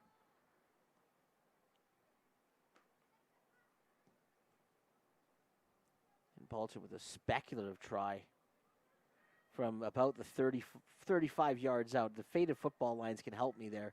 He's tried to spin around and have volley that from 35 yards out. Shiloh Byland was having none of that. Bunch steals the ball.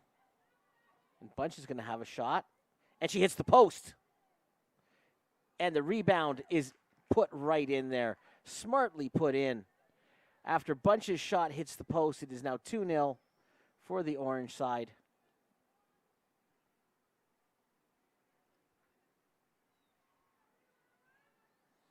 Rebound.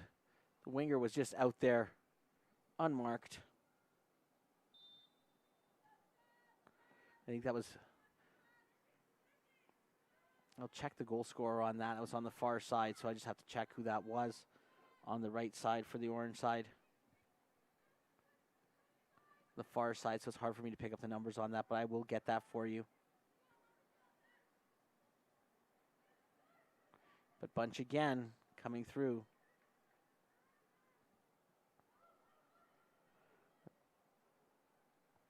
I believe that was Jolie hand slip. Nope. Could that?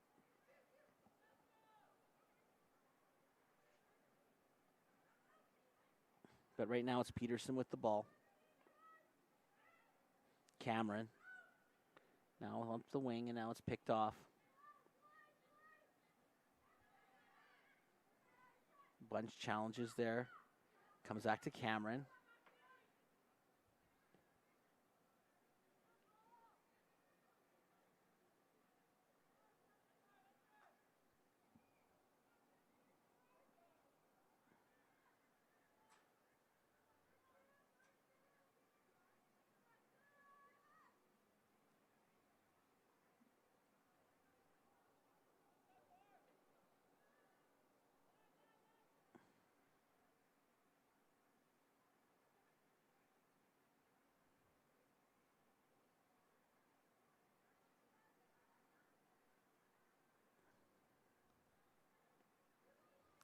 Now,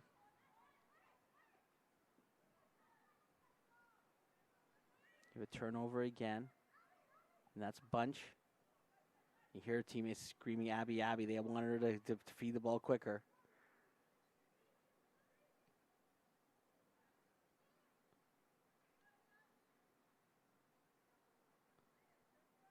Ball skips by. Long ball played in for Chavez. It was cut out by the defender. Bunch, though, winning that ball. She comes back quite a bit. She's playing the striker position, but she's retrieving a lot of balls in the middle. She plays the ball to Peterson.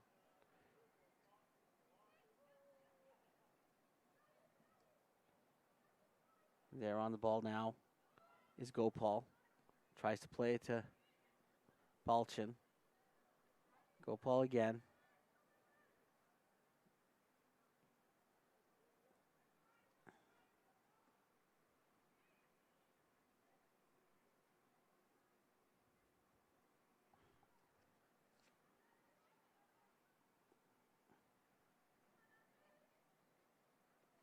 Ball's played through. Bunch tries again.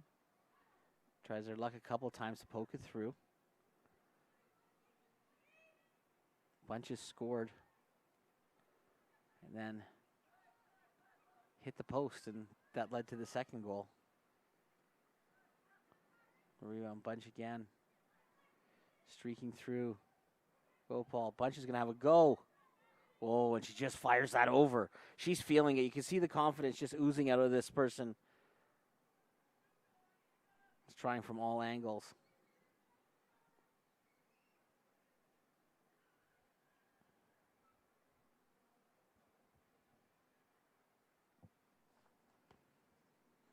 Bunch has clearly been the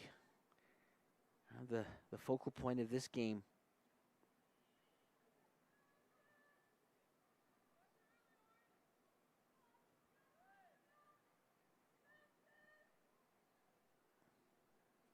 Now it's Peterson chasing. That's Jenna McIntyre, who plays that ball out for the blue side. She tried to find her teammate there. This wasn't coming off. Cameron throws that in.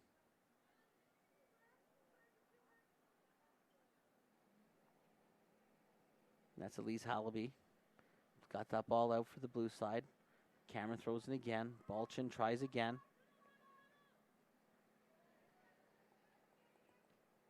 Cameron setting that up for Peterson.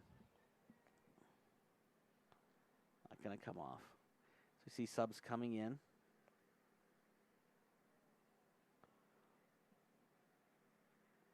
Getting ready for the orange side.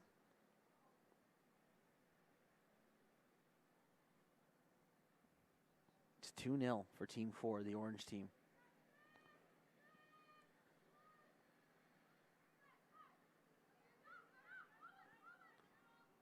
Cameron plays that ball to the center.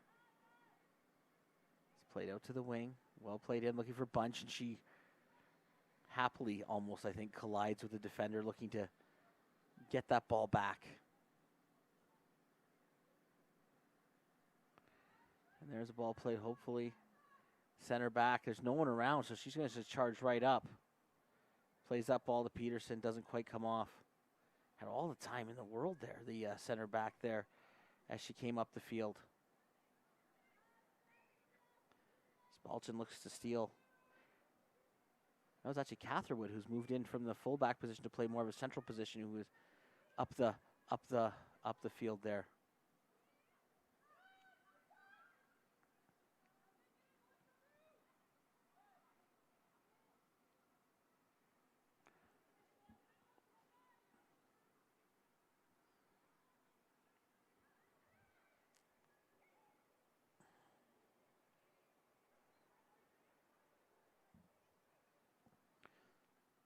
The orange side plays this ball up. Team 4 plays this ball up the wing. Coming up the left side, Peterson. That was to Cameron, to Balchin, back to Cameron. She's got time. She hits that. It's blocked by the defender. That was McIntyre with the block. Ball comes to Naylor.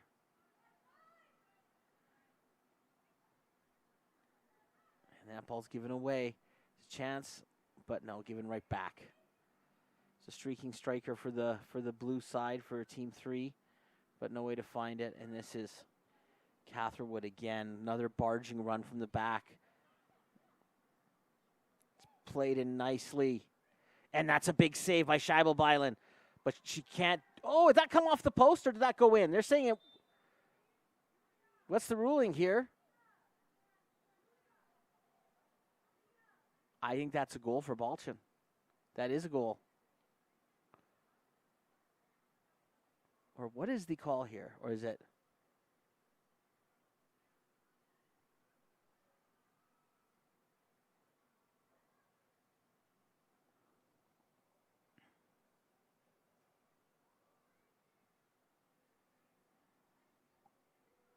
Not really sure what the call is. It is a goal. Sorry about that. It's 3-1. I think it was Balchin with that one.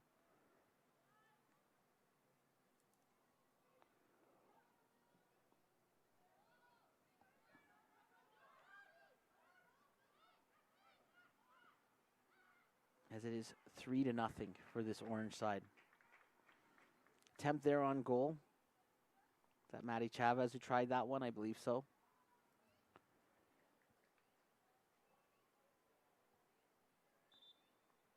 Ball was pinging around.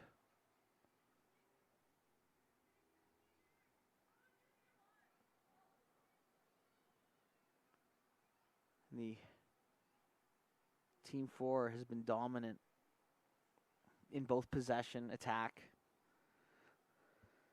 more physical as well.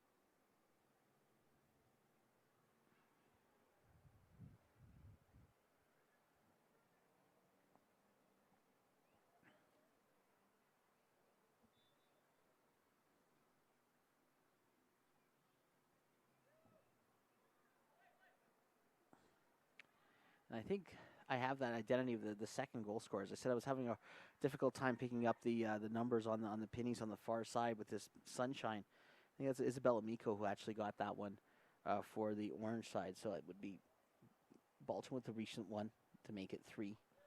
And it was Bunch who opened the scoring in the first half for this 3-0 lead for Team 4.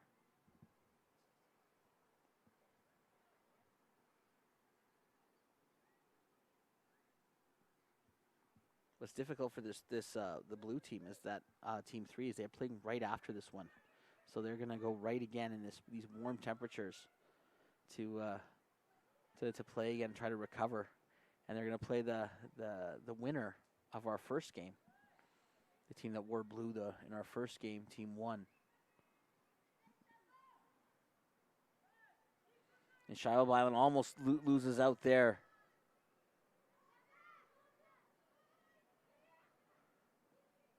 Ball was well charged.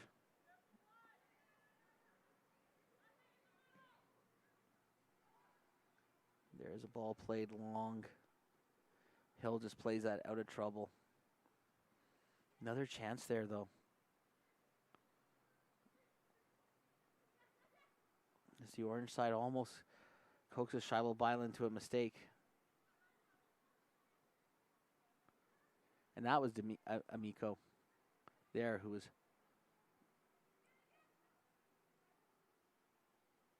going to challenge that play.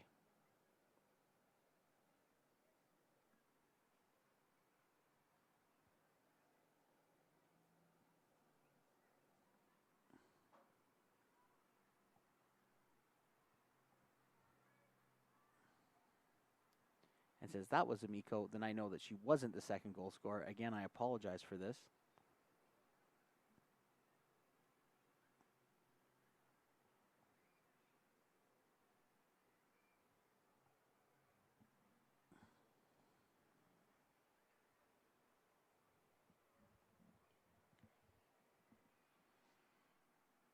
But now it's Hill with the ball at her feet.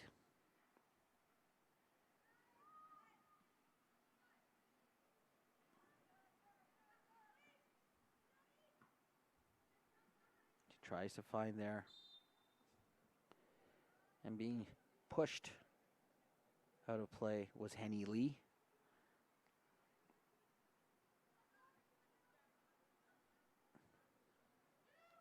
Free kick.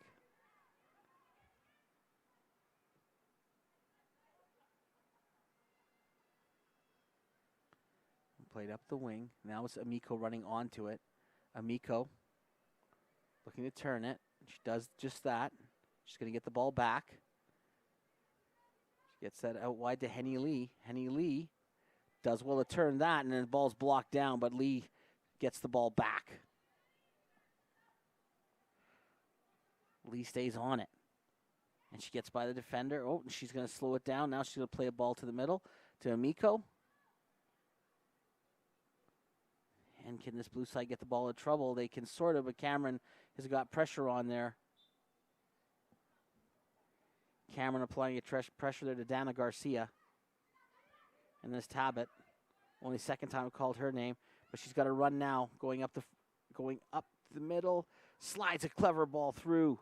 Can this be finished? Yes, it can be.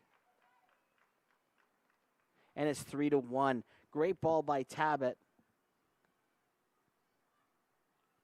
Finding the ball through there.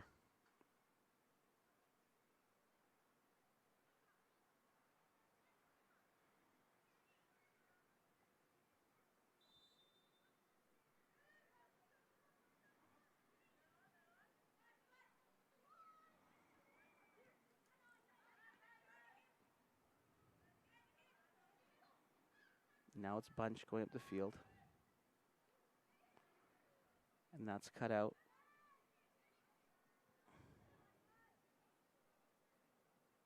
And that was Kaylin Che-Yang on the goal, who was the beneficiary of that ball that was played through by Tabit.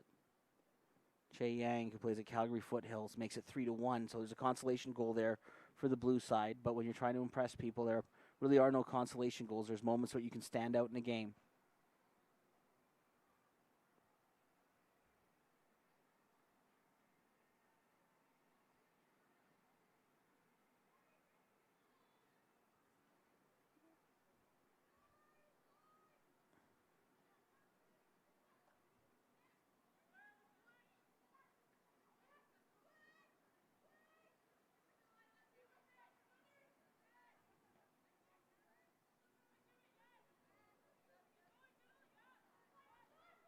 That ball's played out. Long speculative shot, and it goes wide. Attempt there from, I think, Matty Peterson, who's decided to have a go from about 25 yards, 30 yards out. And we've asked for a new soccer ball again. I think that went under the stands.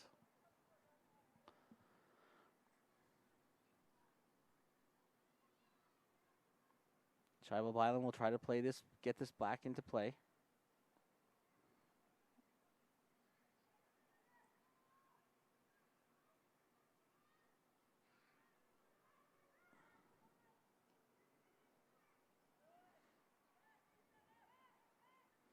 And now I can, and I apologize for this, as I said, because the numbers are very hard to read in this sunshine on the far side. But it's Sierra Clack with that second goal, who banged in the rebound on that attempt.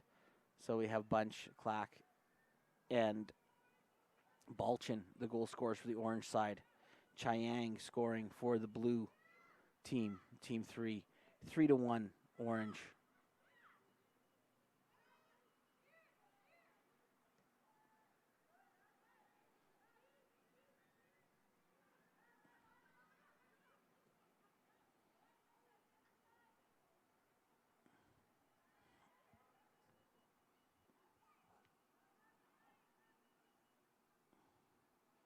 The ball is played in right there to Clack. Now it comes to the middle, and it's Bunch. This will come out wide to Henny Lee, who looks for Amico, and that doesn't come off. That was finally broken up there. Dana Garcia had the chance, and Tabit plays that back out to the wing. Chai Yang, our goal scorer. Nice turn. They manufacture a comeback here. Nice play there. Tabit has a swing. Doesn't come off.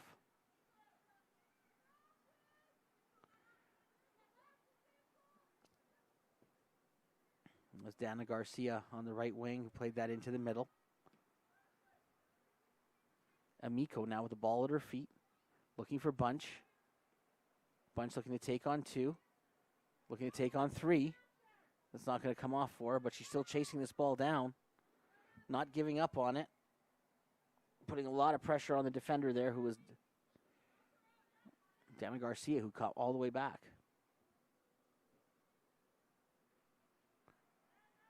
That's Naylor losing out Garcia.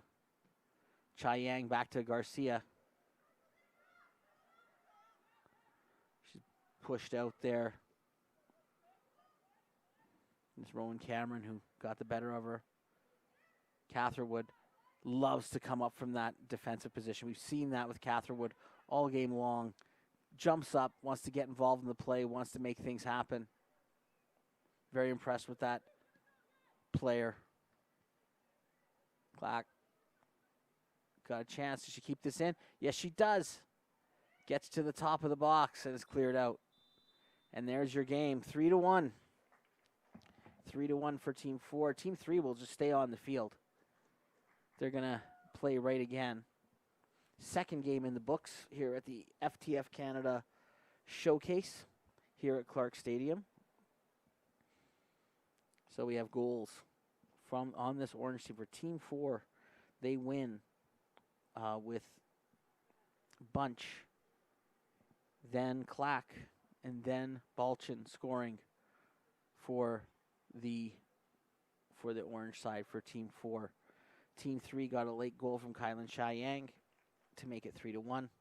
Helen Chiang, who is at Calgary Foothills. You've heard that a lot, eh? We've been saying Calgary Foothills a lot here in Edmonton.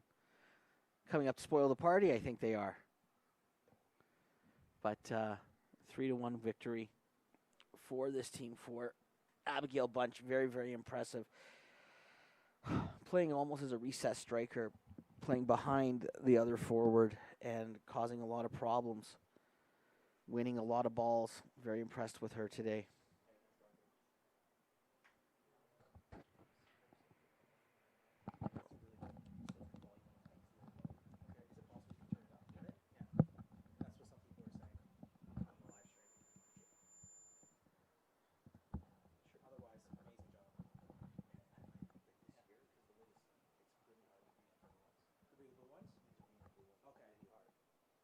Numbers in the back of their jerseys. Yeah, bigger numbers, or like if you had white numbers on blue, okay, that would be good. But yeah, I know it's hard with pennies. Yeah. But the blue ones, the orange ones are okay. Like when they're on the far side, I have to struggle, right? But like the blue side, like I had a hard time with the second goal scorer. So I had to name her 3 different times. Yeah. Because I was trying to figure out which one it was. But no problem.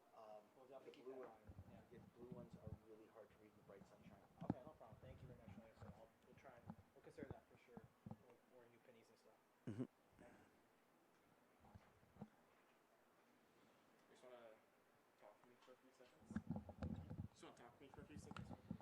Check, check, check. 1 2 1 2.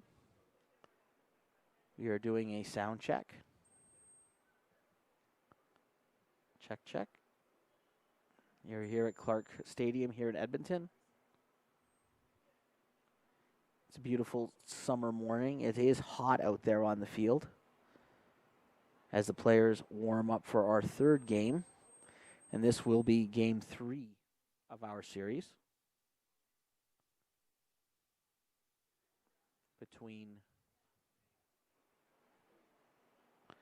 between the blue side, who today will be they are changing. This will be our team 1 from this morning is the blue side.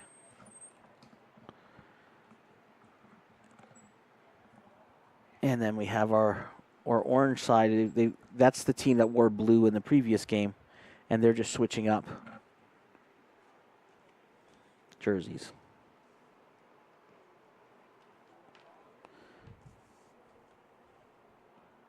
So we have team 1 in the blue.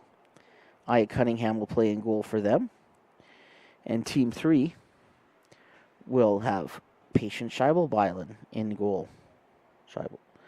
She will be in net for, as I said, team 3, who is wearing the orange now. Team 3 was in the blue in the previous game. They lost 3-1. In their first game, the blue team was the winner. But as we've seen, and I've called games in these previous series before, it's almost impossible to use previous games as a way to handicap future matches. I've seen teams win a game 4-0 against a team that loses a game by 2 or 3 goals, and then the team that lost by 2 or 3 goals handles that team in the second game. So you just really don't know how certain players match up, but we do know some players to watch on either side on that first team. The blue team's had an hour rest. The orange team, which is our team 3, is going to be going right out after losing while wearing the blue pennies in the previous game. So, they've also got to deal with a little bit of fatigue. It is hot out there. I'd say hot. It says it's like 23 or 24 degrees. That's what Environment Canada says right now, but it certainly feels a lot warmer than that. We have the fan going here in the broadcast booth. It is warm. It is a very, very, should we call it hot? Should we say it was hot? I'd say it's hot. It's definitely hot in the field because I know when you stand on Clark, if you go down and you actually put your feet on the field, you actually notice how much the temperature goes up simply because the rubber pellets in that surface just drink up the heat and spit it right back out at you. It's like standing on a bit of an oven. So if it says it's like 23 or 24 out, I wouldn't be surprised if it's around 29, 30 at field level, at least for the players will feel this. It is going to be warm. It's going to be uncomfortable at times, and the ball plays, I think we've seen this exceptionally fast on the surface.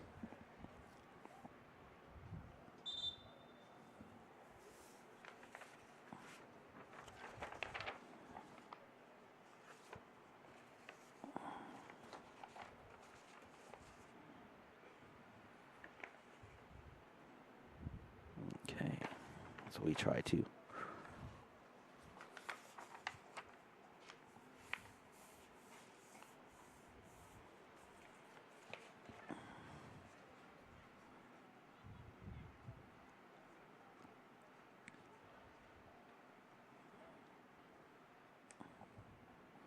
And as we wait for this game to begin, we're here, FTF Canada Showcase. My name is Steven Sandor.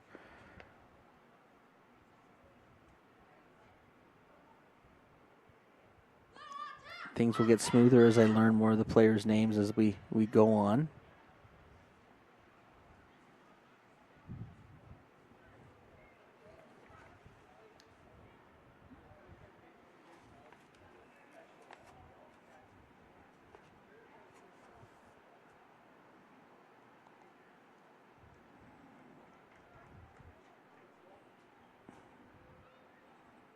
Yeah, it's Cunningham going to her spot in goal for this blue side. And Scheibel Bylan going into the goal for the orange side, team 3. And again, they just were the team that was wearing blue in the previous game, so they switched the orange pennies.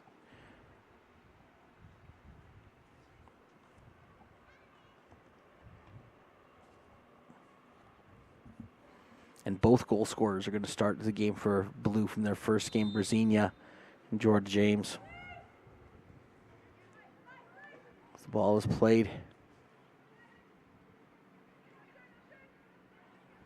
out to the wing, the far side from the blue side.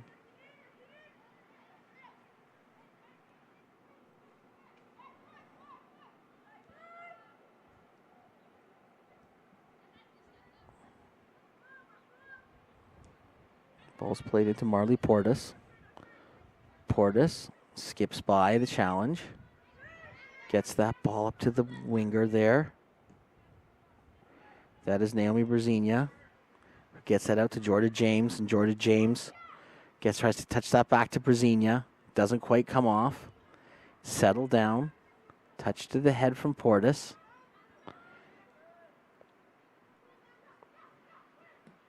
There's an attempt at goal. Well caught there. Scheibel Bylan handles that one. Speculative attempt.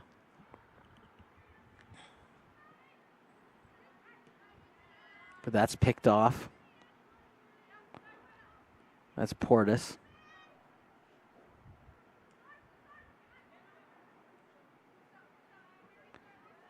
And that's Brzezinha.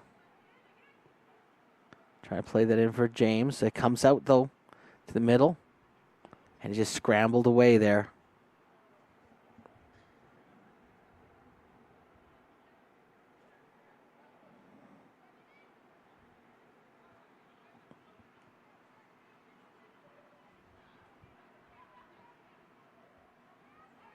The blue side, team 1, winners of their first game.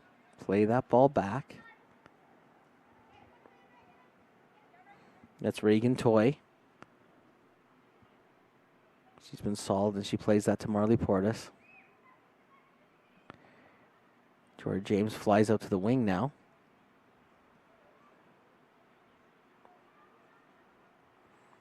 It's interesting to see because in the first game, Brzezinha and James were not on the field a lot together. They subbed each other off at the striker position, but they're starting with both of them up top. Different look for this team 1 to have 2 forwards coming out.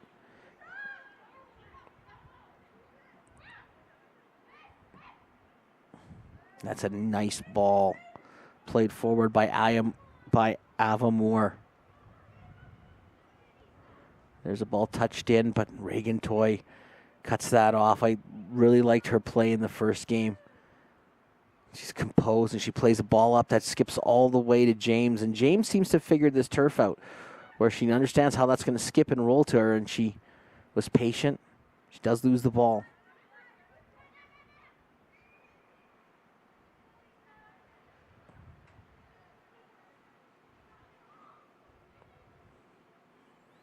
now, orange side coming up that right wing, team 3. Seeing if they can make something. That ball doesn't check up. So Cunningham will have a goal kick as this one goes well back. And is this another new ball that has to go? Because I think that one might have gone under the stands too. Yep, that's under the stands.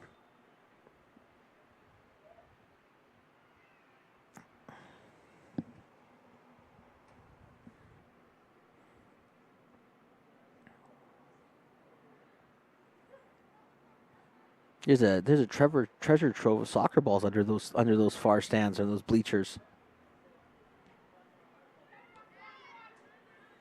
Have to go looking for them like you look for golf balls in a pond. And that's Portis playing that ball. And that's Kaya Narcisse. Gets that ball, and she gets it back. And that's James. Gets enough by the defender and tries a hopeful ball down the wing. Is that going to play out? Yes, it will, but can't keep it in, I don't think. Oh, did that stay in? Really, it did. I thought that was out. Cameraman's just nodded. At least I thought that was out. I didn't think that stayed in. Thought that should have been a goal kick, but no harm, no foul, we say. And that's Toy, who's got it now. She's going to have a go. And field goal attempt hits the bottom upright. It is no good.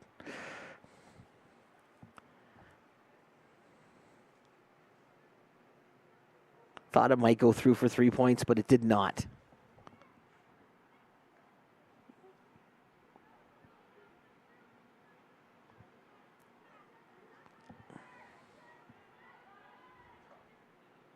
A good battle on the wing there. You've seen some good physical battles so far in these morning games. Players getting into it, not shy to get a shoulder in there. Play defender coming up. It's the orange team, team 3, tries to turn the ball around. And that comes up to the top. And there's a good run. And continuing the run. The ball comes out to the wing. It was Chavez. And again, just solid play there in the middle there. And that's Ava Moore, who just was able to hold off players. Brzezinha now with the ball at her feet, and she's going to have a run.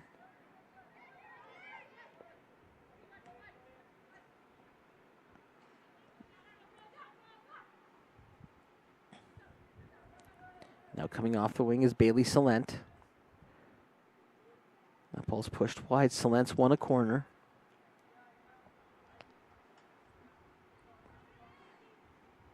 It surprises me that Toy goes to the side like as an option as a fullback. With her size, you'd think go to the middle. But the ball comes and somehow finds just some of the top of the box. It was a low corner. The pressure stays on. Shiloh Vineland gathers. Rolls that ball out. Still 0-0. Third game so far of this series.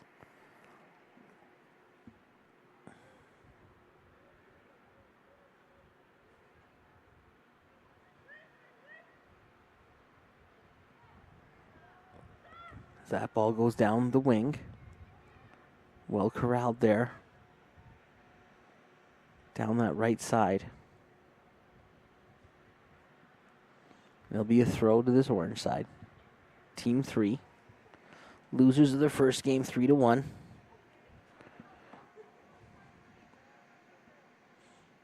But some more bright spots shown from them in this one.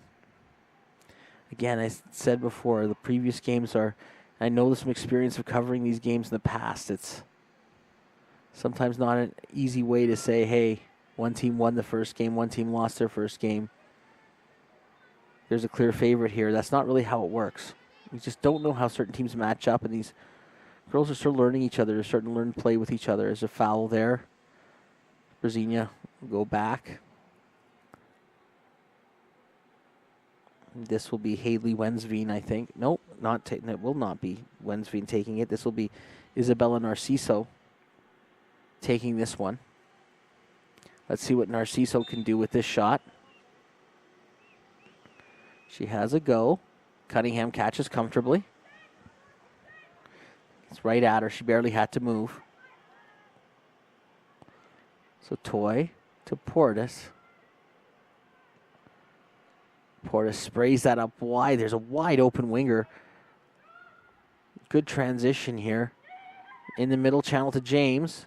Skips by one. Good defending there. Blue side there had numbers. 3 players forward. 3-on-3.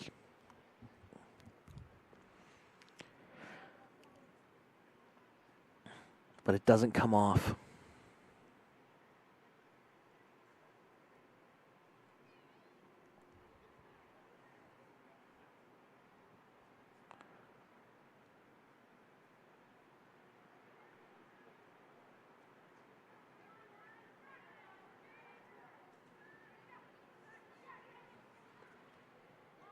It's played out to the back. Blue side, this team won. Get back. Toy is telling Cunningham to play that ball not to her, but someone else. It's turned up very well. Oh, that's a nice skip past. And that ball goes out to James. James has a chance. She's one-on-one. Good save there, Scheibel Byland. Palms that wide. Was going on net. Got 2 hands to it, strong. It'll be a corner kick. James is looking to pick out the near side there.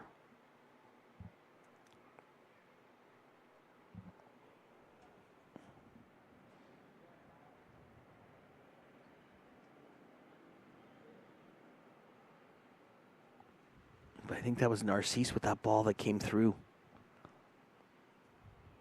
for Jordan James. Jordan James is one of the youngest players out here, and she's really impressed. Oh, and that ball goes off the chest.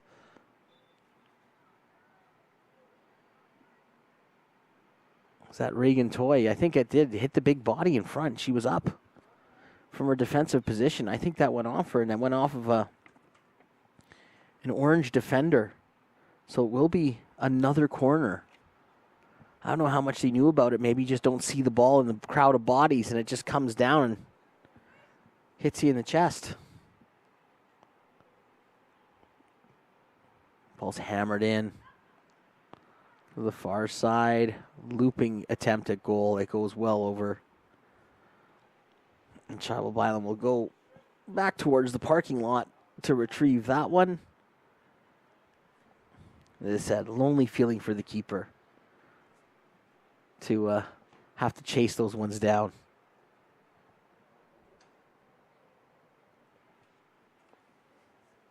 And who says that keepers don't run a lot?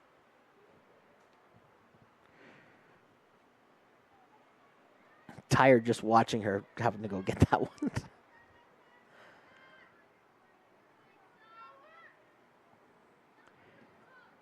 And now, coming up that wing for the orange team was Ava Tingstad. Now it's come back. And that's Portis. Defender calling for it. Blue side chooses possession. Oh. That's Portis again. Calling her number a lot from that central midfield spot as she plays it out to James. James can't quite find it there. Two teams canceling each other out. I think the blue side has had the team was at the better of the possession though. This ball goes out to the wing again. That's played to the middle, and there's the goal.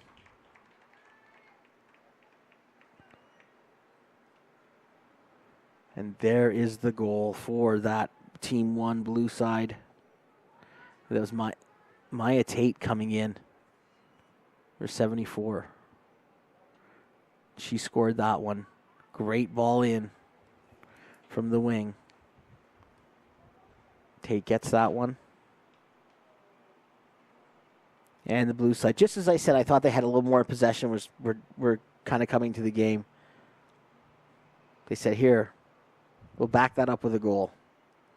So 1-0 for Team 1. Team 1 won their first game, now leading in Game 2. And conversely, Team 3, who lost their first game, now trailing in Game 2.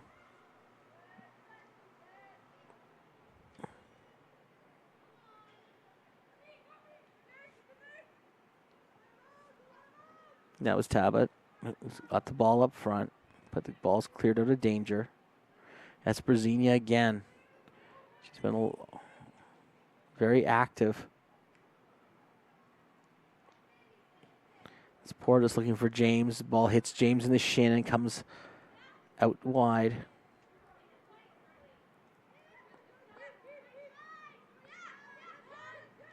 I think that was Haley Ross. Got a chance there. The orange side.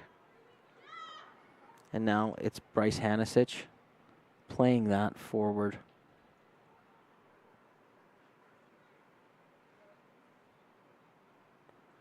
For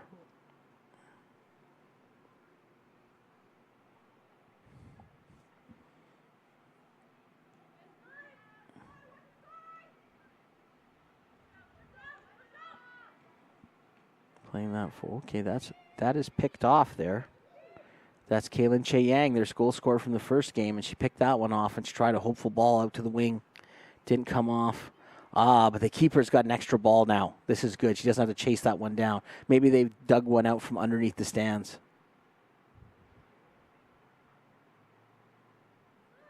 So as well, we can get this game underway a lot quicker. Nope. Pick up the ball. Was at her feet there. It was Horsley. He didn't try and negotiate that, but now the blue side getting that ball up.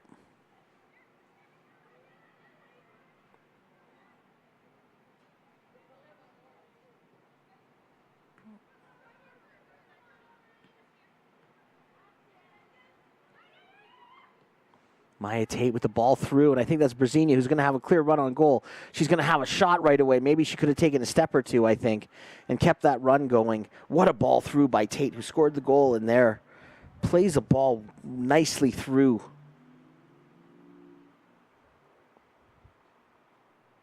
And friendly hand to toss the ball back to the keeper, Shaiba Island. But I think in that situation, Brzezinha could have had a step or two more towards goal. Giving herself a few more options, but she decided to take it first time, take it from range, maybe catch Shaiba Island before she could set. Flashes wide. It remains 1-0.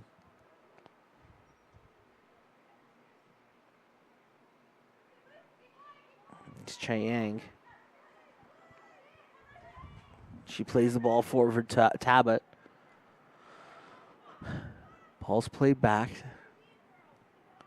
Keeper Cunningham playing that up.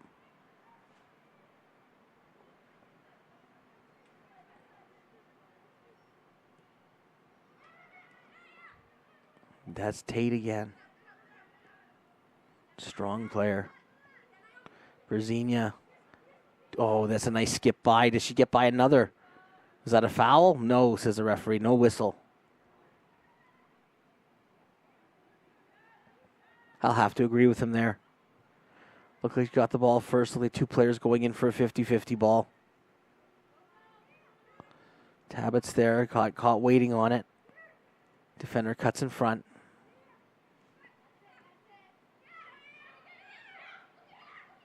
Ball's played into Che-Yang. Oh, just can't negotiate the play there. Started off with Hanasich playing that ball up to Che-Yang. I think Che-Yang has been, one of the more impressive players on this Team 3 so far. Kaylin Che-Yang. She plays her soccer for, you guessed it, Calgary Foothills. I feel like I should put like $1 in a jar every time I say Calgary Foothills. There's Jordan James playing that ball. It's the hopeful ball on this turf. Shiloh Byland comes and gathers.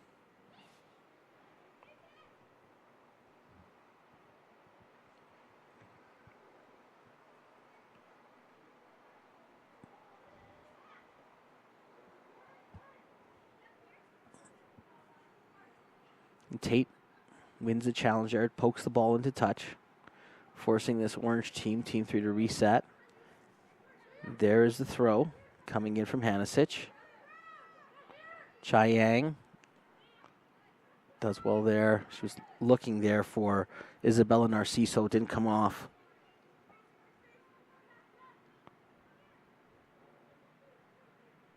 There it is again, Narciso, but now it's turned over. Here comes the blue side. Team 1 pushing that ball through. Not quite getting there. Ball's cut out. But blue team wins it back. It's Tate. Is she going to have a shot? Yes, she will. Shiloh Byland gathers. She could have let that one go. But, you know, honestly, she probably saved herself about a 30-yard walk by stopping that ball and not letting that go for a goal kick. Hanasich, again from Red Deer. Brings that ball to, and that's Marley Portis.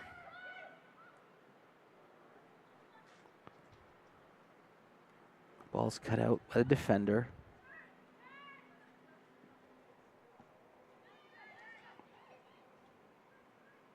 And that's Narciso who had the ball in the middle.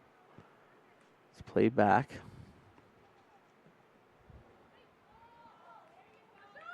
And there's a long chase. Positioned Haley Ross. Let's decide to have a go there.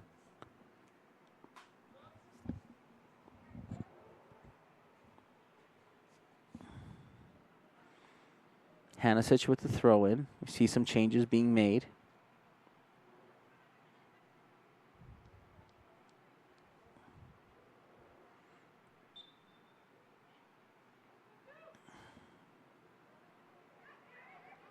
Chiang did not come off.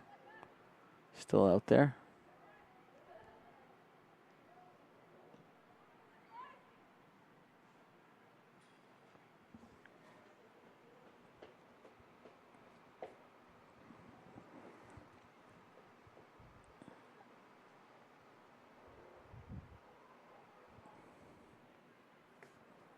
Oh, and there's a spectacular cartwheel throw in. Why not? Let's make the throw-ins fun. And James does well to try to get onto that. Did they actually win a corner out of that? That would be good. I think they deserve the corner just for the cartwheel throw-in. Not something I expected to see today. All right. Got a little bit of gymnastics thrown in here today. I see. Love it. And yes, cartwheel throw-ins are legal for the rule sticklers out there. As long as your 2 feet are on the ground when you release the ball, you're good. You just got to time it right. If I tried such a thing, it would probably be, well, there would be a hospital visit involved. Oh, and there's a header. That was James. Flicks off the bar.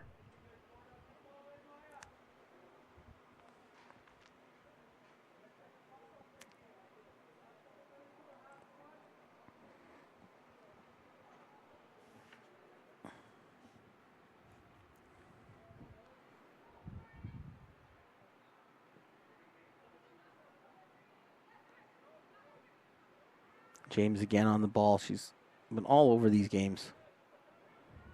Goes down. Referee says the challenge was clean. Got the ball off her foot. And now Ross with a run. Tabbitt with the run. But Cunningham's going to get there first. Good goalkeeping. Coming well off the line. Coming out of her area. Cleaning that up before the attackers from Team 3 could get onto that. Now it's simple play there from Addison Hopt. Does the smart thing there. Doesn't try to do too much. Cuts to the middle. Now she gets a run. She's going to go up the wing from her fullback position. But Hanasich is there to cut that out.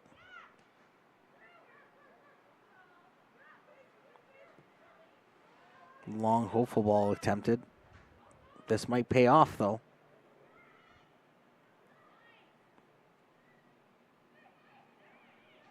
Ball's cut in. And there's a ball head, but Talbot got a bit of a head to it. Just enough to maybe disturb the direction. Haley Ross tries to run onto it, but it goes into touch. Just not quite coming off for this Team 3. They've had the one goal, a consolation goal in the first game. Ross gets that in.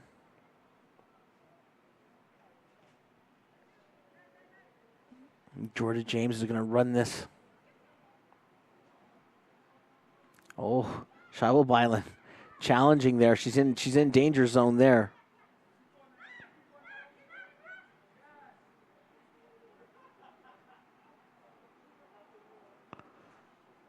Yes, I just did call it a danger zone, did I not?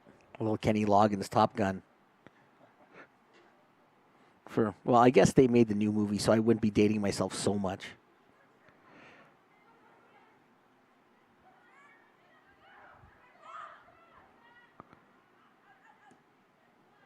James loses out there. Ball goes to the back. It's played out smartly. Hopt has it on the wing. Tries to find Xenia. And we get to halftime. It's 1-0 for Team 1. Goal from Maya Tate. Banging one home, coming in as a trailer after a really nice cross. James' header hit the top of the bar off a set piece. And we also had, well, I'd like to say, a pretty spectacular throw-in. And that was from Heidi Fontian, by the way. Heidi Fontian was the one who decided to wow us with the cartwheel throw-in. So, anyone, style points, Team 1 is ahead as well. So, if we had style points in soccer, which we don't, but if we did, we'd have to give a few for that cartwheel throw, because that was, pretty great to watch. And I was entertained, and I hope you were by that as well. Goalies are changing again, as they do every half. So it's 1-0. We'll get our new goalies into the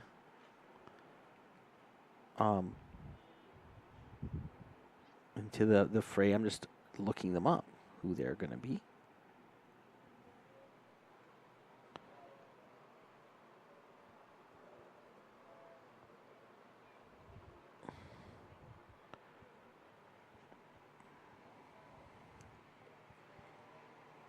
So, in our Game 3, it will be Katie Cabot will be going in for the leading team for Team Blue, for Team 1. And Maeve Slemko will be going in for the orange team. So it's Cabot and Slemko going in goal for the two teams. Cabot, again, from Calgary Rangers. Slemko from St. Albert Impact.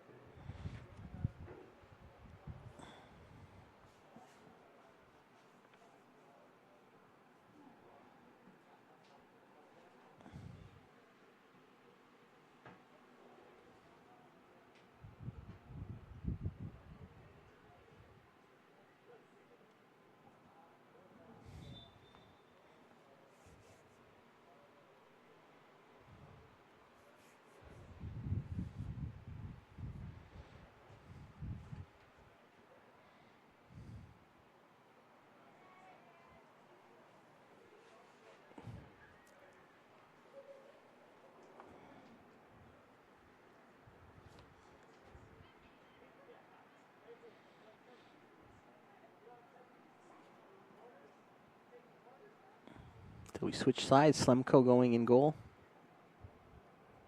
And Cabot in for the blue side. Blue side leading Team 1, who won their first game 2-1. They're leading this one 1-0. Also had a shot graze off the crossbar, or a header graze off the crossbar late in the first half. They've had far more of the play than this orange side Team 3. We'll see if the tides can be turned in this second half.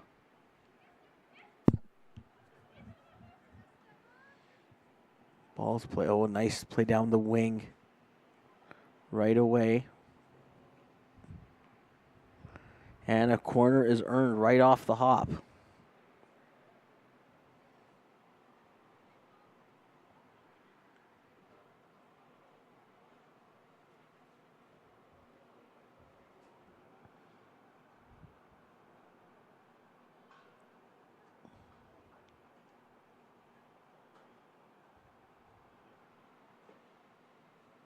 It looks like Maya Craig is now in the middle for this blue side.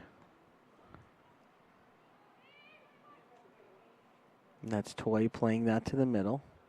Looking for Craig there on the side. Doesn't come off. I think this is Horsley, and this is Fontian, the author of our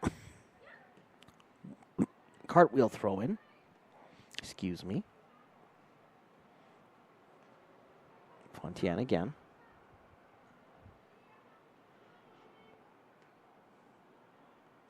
That is Hendricks. Very good in the first game.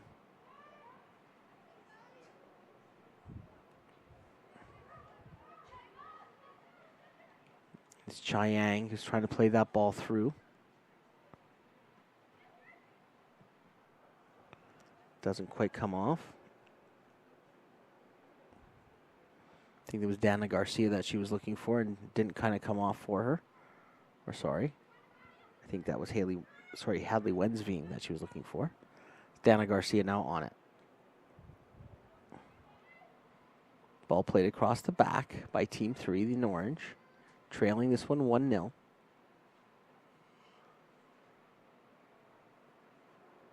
Oh, and there's a good battle. I like to see that. Players not giving any quarter. But now that blue side has some quarter. Ball played at the top of the box. Tapped out of danger. And it's gone under the stands. But is it gettable? The ball is.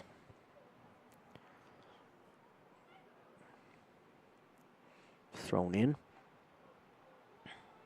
Cut out by this Orange side, but Fontian will jump on that one. And she's going to continue through to get it, coming up from the fullback position. And she's still there. Is she going to get there? Is she going to keep it in? Yes, she does. And she has time to turn it and make the cross. And that bounces off the attacker. Don't think she knew much about it, but I think a foul's been given there.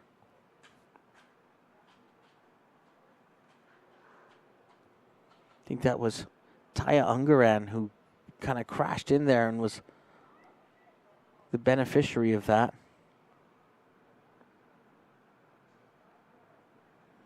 And it's Hendricks up front now who's looking for a loose ball. Does Hendricks get there? She does.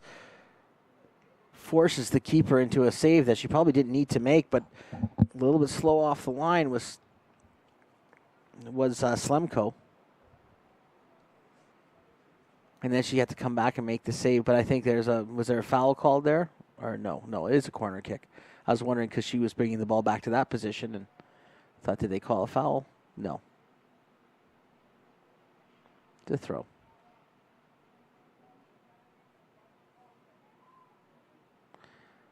The ball actually went out for a throw there, obviously.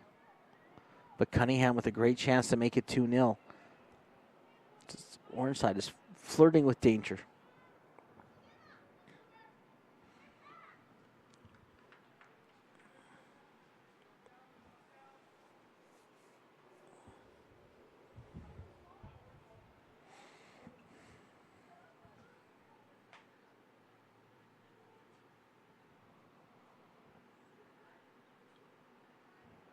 This is Garcia with the throw.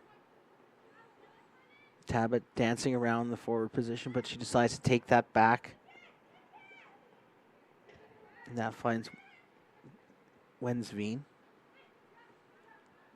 And this is Chiang dancing with the ball, cutting across, deciding to play that way across the far fullback. It's a smart decision by Chiang.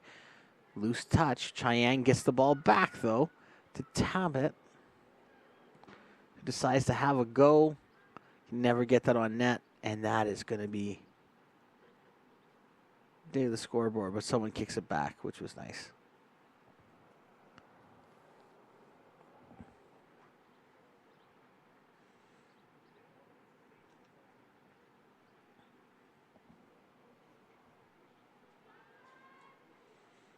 We need one of those things where if someone gets the ball and brings it back to the field, they get candy or something like that, like they do in the kids' games.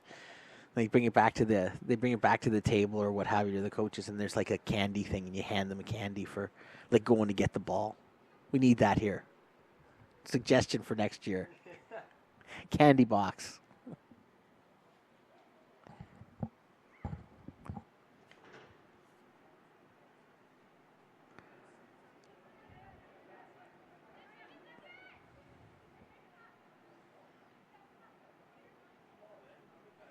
And it's smartly played in the middle.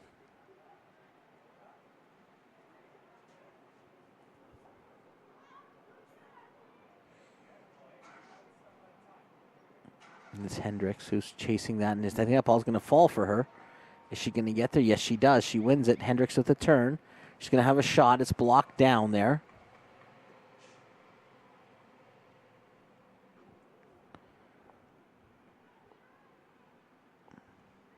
There's Jenna McIntyre, I think, with the block there for the orange side.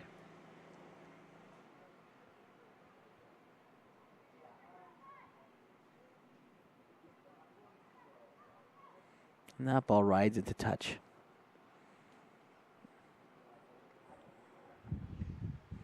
This blue side knocking at the door, looking to make it more. Still, they lead 1-0. Game 3 of this FTF Canada Showcase, Clark Stadium in Edmonton. Chiang with a probing ball forward, and that's a good ball. And that finds the forward Avamore, who gets that on goal right into the hands of the keeper, Cabot, though. And she gets it moving fast. But to be fair, the Team 3 had that snuffed out, and they picked the ball off. This is a little bit sloppy from this blue side. A little bit casual. They thought, oh, let's play this ball up quickly. But instead put themselves back under pressure.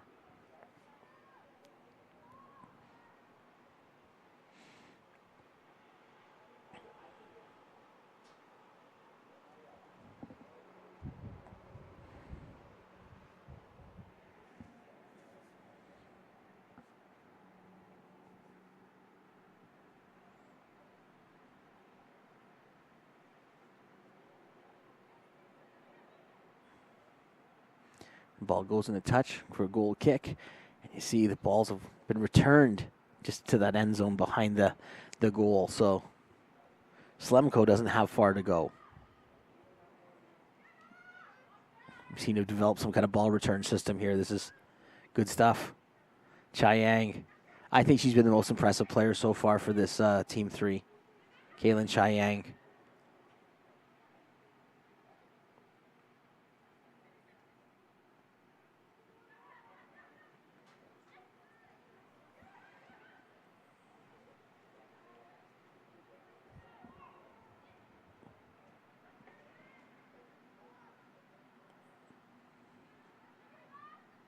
That ball chased down.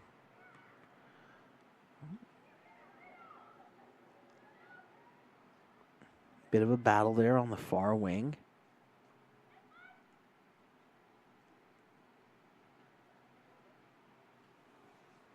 That's Ross that would be out there battling for this orange side on that far wing.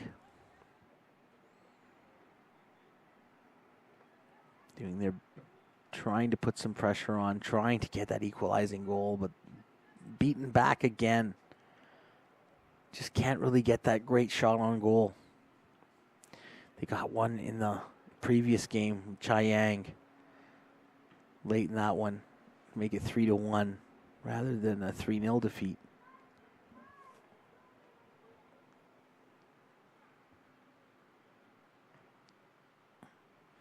But right now, Brezina and George James are out of the game for the blue side. You notice their attack is not quite as potent. They're not quite as dangerous going the other way. Just as I say that, they both get up from the bench and start stretching and get ready to go into the game.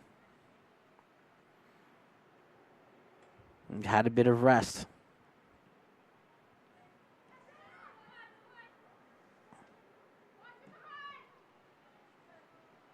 That's a good ball to Moore. Plays that into Garcia, who gets it to Tabit to Moore. Oh, that's the best move of the game so far from this Team 3. But Moore, with the side of the foot, tried to shape that into the corner, but actually ended up putting it quite a bit wide. But some nice interplay there, some good one-touch passes to get Moore into a shooting position. Easy for me to say that she probably should have stepped into it rather than try to side foot it. In hindsight is 2020, but the side foot attempt it was always going wide as soon as it hit her foot.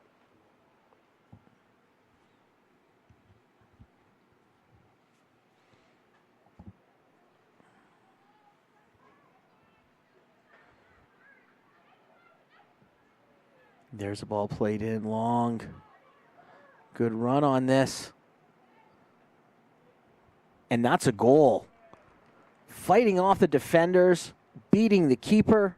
Long ball, route one up the middle. It's 2-0, and that looked too easy. And just as I said that they weren't looking as potent without James and Brazini in the lineup, the other striker crew scores. And it is 2-0 for Team 1. As I said, it looked a little bit too easy there for our goal scorer. And that was Hendricks with the goal. Hendricks just used that speed. She had two defenders there, and she fought them off and got her foot to it first, and then beat Slemko low with the shot. It's 2-0. Is there a way back for this Team 3? I don't know. But that's Callie Dancox, who's going to try to make a difference there. She's trying to throw that in. Getting that to Tabit.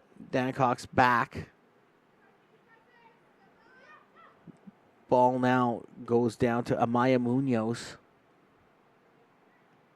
First time I called her name.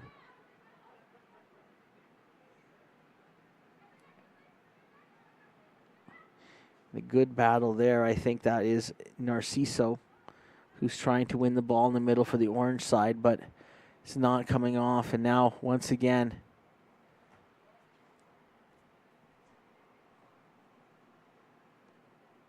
another corner kick one, or another set piece one. Is this going to be a throw or a corner?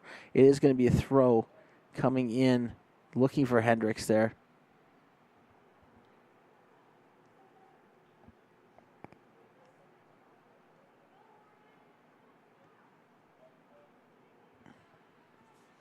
Catherine Hendricks, Sherwood Park, Phoenix, east of the city. If you're not familiar with Edmonton's geography.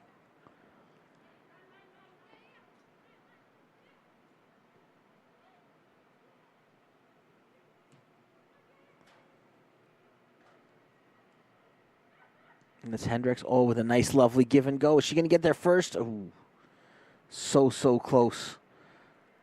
Only 1-2 there played. Hendricks almost a beneficiary of another break. This time Slemko sniffs that off the line. This is Maya Craig.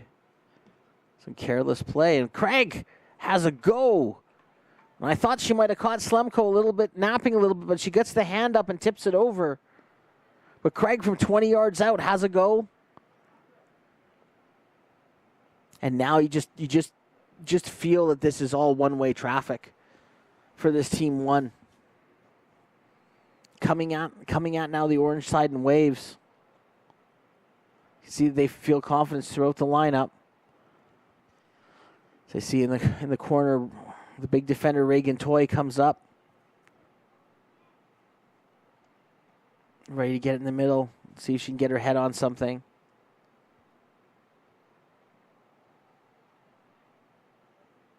I think this is Hendricks with the take. It's dangerous, but it goes over a little bit strong.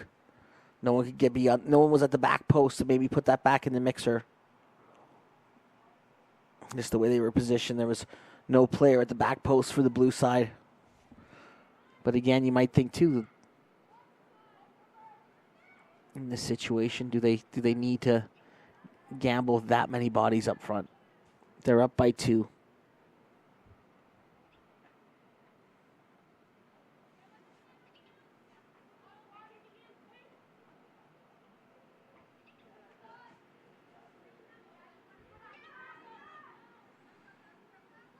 Tabit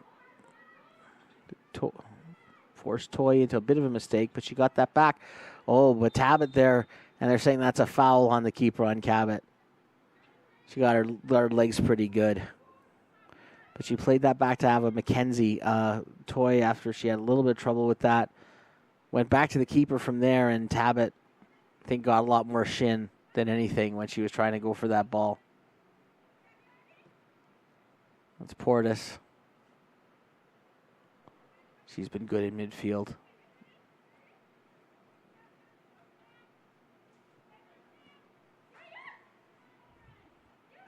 And there's the ball going wide, Fontian.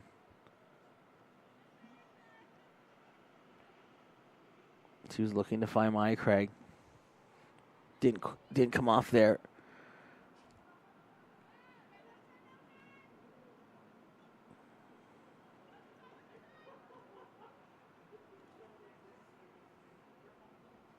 This Lemko in net.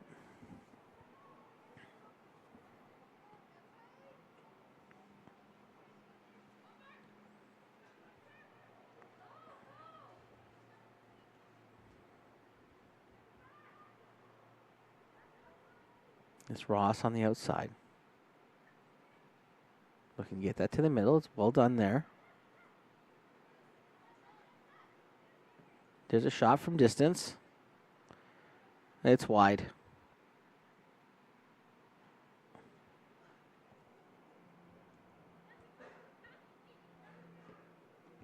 That was Narciso with a try from distance.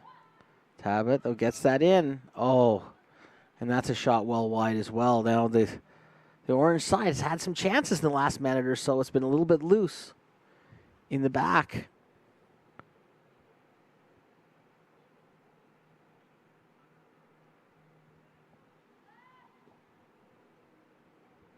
That was Dan Cox with the shot that went wide.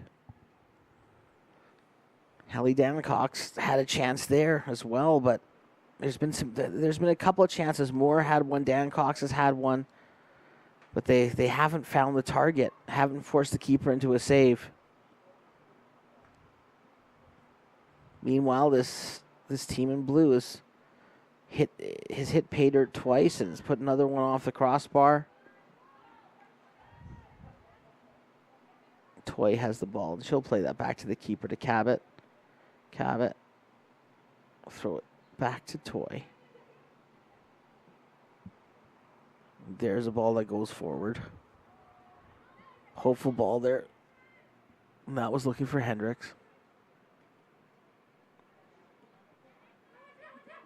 Now the ball's played back there.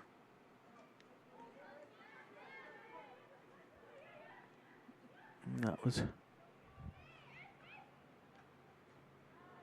Amaya Munoz that had that chance. I'm sorry about that. Just catching up. And now coming down the middle. Ball played to Tabit. Is she going to get there? No, it's poked away by McKenzie. But the ball does get wide. Dan Cox try to get that in. Toy blocks that out. Fontian. Craig looking to get onto it. Doesn't quite come off. This will be Toy. Now she has time. She kind of gives Fontian a little nudge saying, you need to get a little bit out of my way.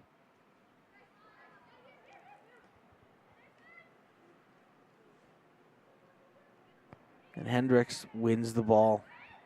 Heard that a lot. Hopeful ball played through. Slavko's on that. 2-0 for Team 1, the blue. Winners of their first game, ahead comfortably in this one, I would say.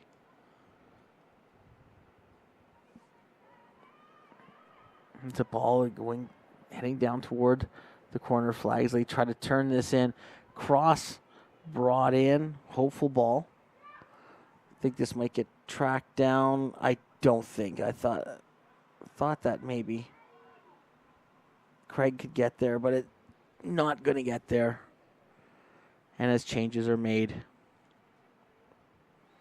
so we get, this will be these two teams' final game of the day. So they can leave it out there. And we can see the teams getting ready for the next game. That's always a sign that there's not a lot of time left in this game when you see the teams for the next game getting ready on the field.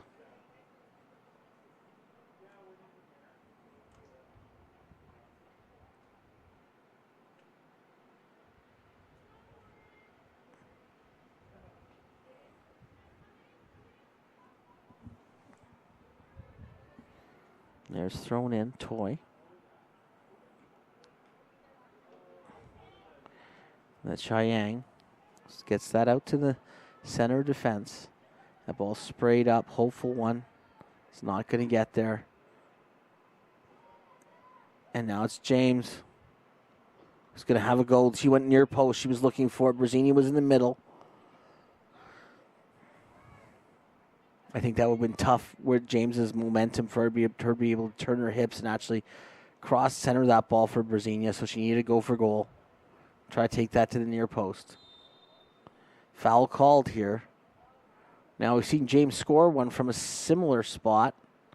Will she be taking this one? No. She's not standing over this one. She scored her free kick goal. So she will gather and go into the penalty area.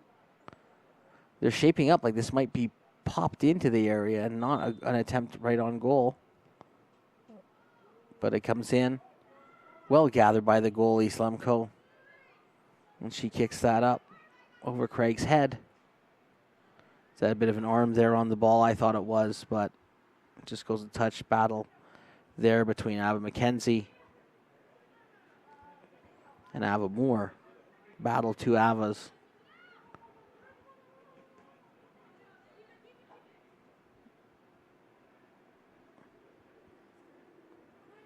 There was Toy taking that ball up. Again, I've been very, very impressed in the center of defense with Reagan Toy. She plays at Cal West. Really, really impressed with her. And it was Tate challenging for the ball. And Moore comes in. She's got a chance. She's in alone. She's taking herself away from the ball, taking away from herself away from the net, and then forced herself into a situation where she had to center it. Maybe needed to take a more of a decisive step toward goal when she realized she was in alone. And there's Toy getting that ball out of danger. McKenzie. That's Portis. That one's cut out, but it somehow still finds the outside wing. And then the ball's played forward, and the possession is changed. Can this Orange team do something in transition? They just had some chances, but just in front of goal, they've not really been clinical. There, Moore took a step away from the goal when maybe she needed to take a step towards the goal, and really put herself in a position where she was left with nothing but an option to hit a hit and hope cross. Cabot's got the ball. Time ticking down. We see the team's ready for the next game, so tells you all you need to know about how little time is left in this one. 2-0 to the team in blue. Team 1, who wore blue in their first game and won 2-1. So, successful day. And it's James tries to play that ball forward, and that is it. That is our game. Blue side winning 2-0, ending the day with a perfect slate, 2-0. If we were keeping points, they'd have 6 points. I don't know if we're keeping points. I'm keeping points in my head because I need to for tomorrow to prepare and know who's doing what. The team won 2 very good wins. They'll feel good about it. 4 different goal scorers of their 4 goals that they've scored. So got it spread around. Impressive performance. In this one, it was Tate and Hendricks with the goals. And now we see these teams get off and get ready to go.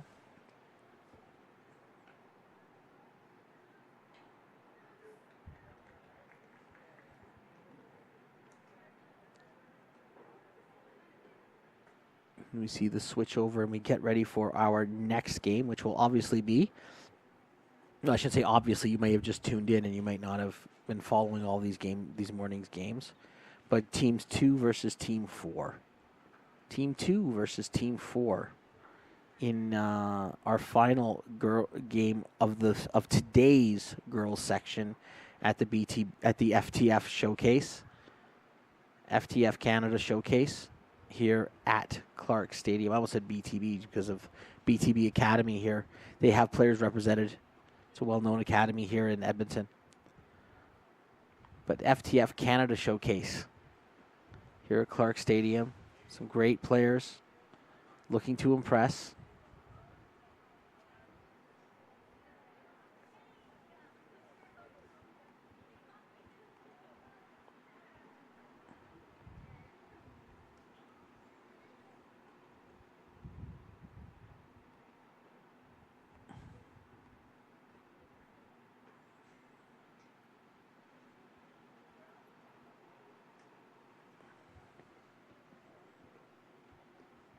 As we see the players getting ready for this next game, which will be teams 2 versus team 4.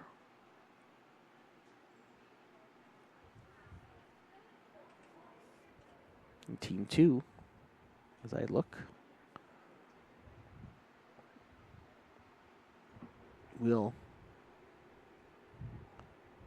team 4 will be in blue. Team 2 will be in orange. Team 2 will have Katie Cabot in goal to start the game. And Team 4 will have Grace Hill in goal. So the same keepers that played in our first game against each other will play against each other again. Team 4 were impressive in their first game, winning 3-1. Team 2 lost 2-1 to this Team 1 that finished the day perfect. So we will see who will come out on top. Team 4 in blue, Team 2 in orange.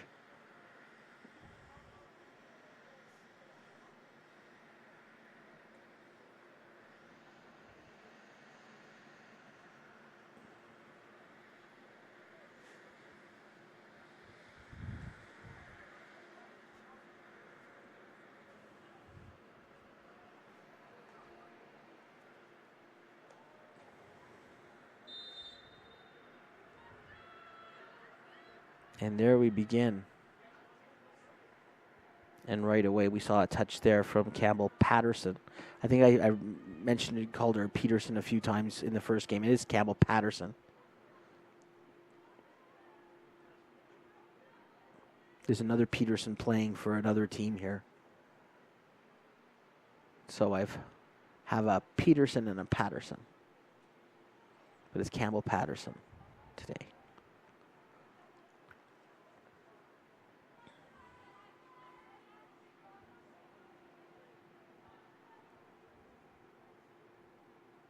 That's Katie Cabot putting that in play for the orange side. That ball heads out. And on the far side, Team 4 will have a throw-in. Team 4, the blue team. They were orange the first time that they played. And then Cabot with an easy catch.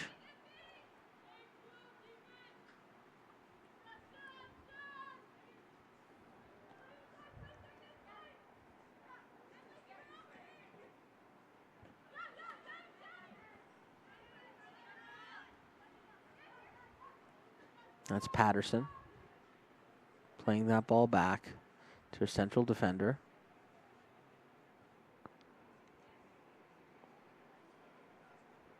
I think that was Mercedes Hatter who played that one out. A little bit scrambly early in the game. The teams have each had an hour off.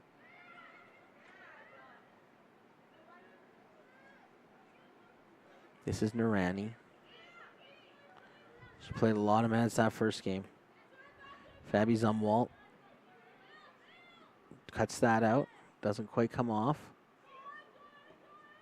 There's a ball in the front. Oh, that was a dangerous ball. Sent in by Selena Gopal.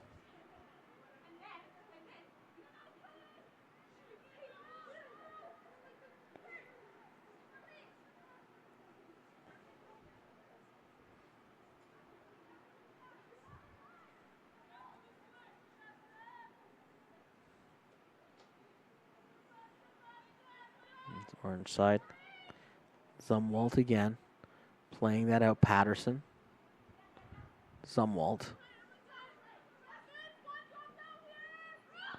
That ball comes out nicely up top to Brooklyn Kendall, who looks long.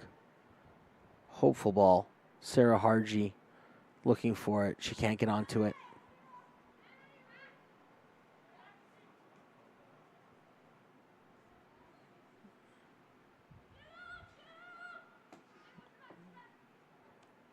And now coming up that wing is Maddie Peterson.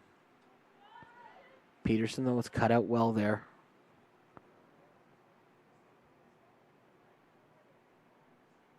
That was Amelia Nicolin who came over and cleaned that one up. Now the long run to fetch the ball for the corner.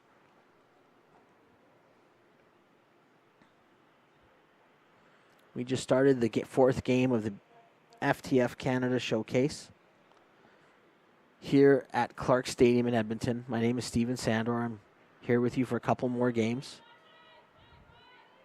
Cabot gathers. Oh, tried to play a ball up the wing and it ended up hitting a player in blue in the back, but Patterson recovers and gets it to Zumwalt. Looking for Hargy long. Hill's going to gather this one up. She'll get this.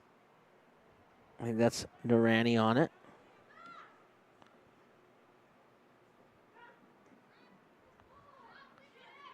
Turn right.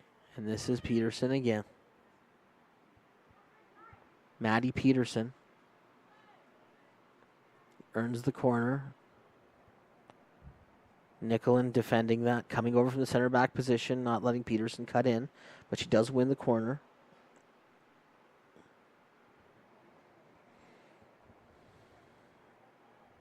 Looks like Danny Cow is taking this.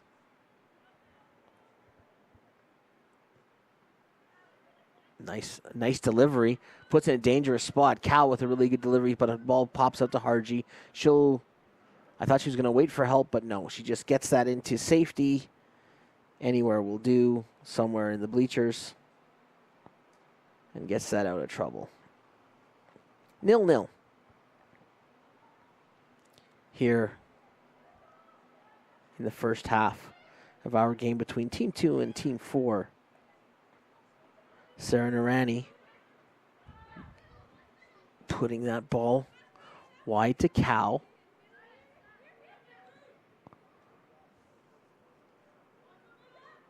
And that comes in Kate Kungle. Zumwalt, back to Kungle. But it's blocked down by Narani.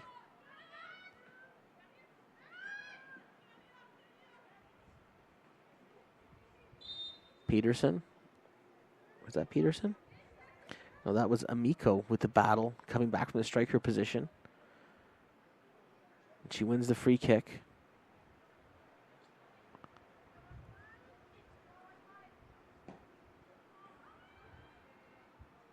Into a dangerous spot. Goes far wing. Blue team needs to gather itself and start again. To Narani. That's played back into the mixer in the center of the field. Ball played, looking to get Amico. Doesn't quite come off that way. But does find Cal. Back to Amico. Oh, and that's nicely strung through. But well defended there. But better passing from this blue side as they try to carve it open. And a long probing ball for Hargy. She can't get there. She can't win that race. Good composure in the back from this team in blue. I think that's Jolie Hanslip, who's looking really good. It's the other defender playing with Narani in the back. It's Patterson trying to find Kungle. That's Danny Cow.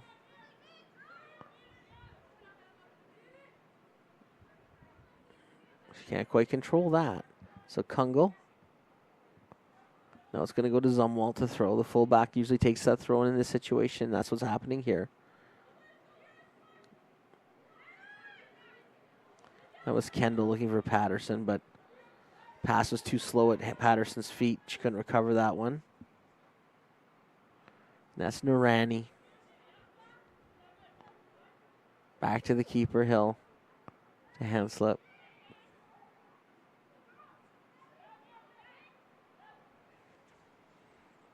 The keeper, back to Narani.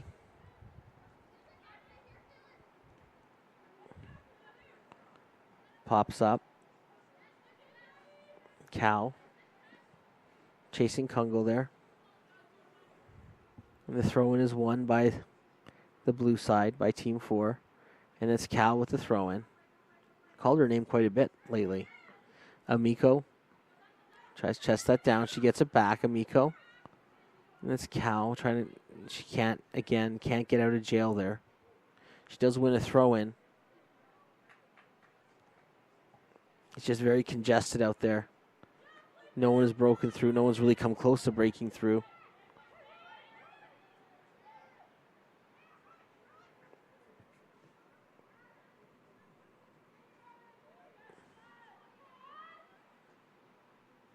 And sliding. Coming out is Cavett. Forward goes over. But that's always the keeper's ball. Plays it out, looking for Kungle.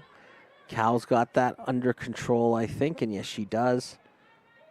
But challenge isn't over, so Cal plays that back to her keeper. Hill plays that out, hand slip.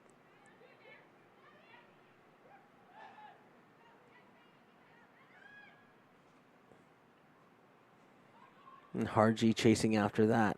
Not going to get there. Keeper is there.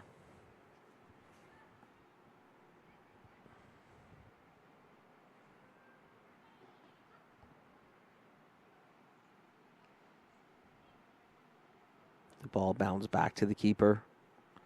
The orange team, that's Cabot.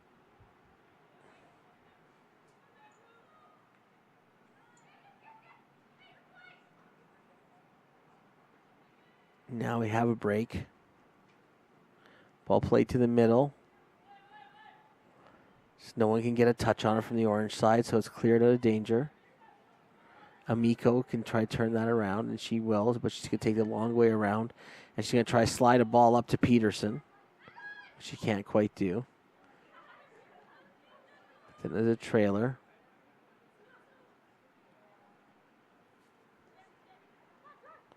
That was Gopal.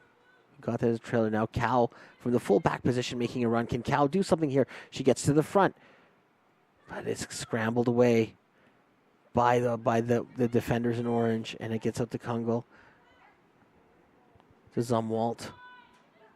Kungle. Cal.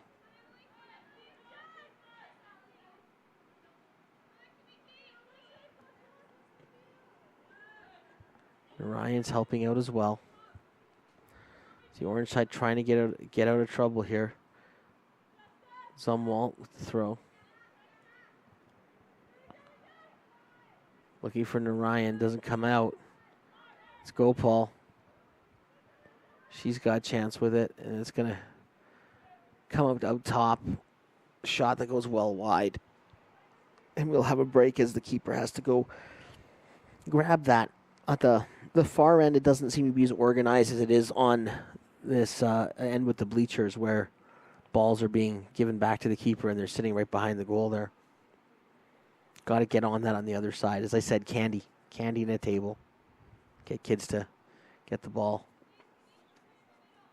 Give them candy. It works at minor sports like a charm.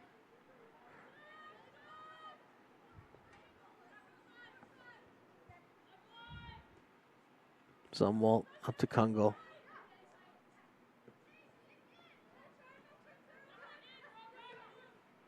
Harji gets that ball back to Patterson. Patterson has Kungle on a run.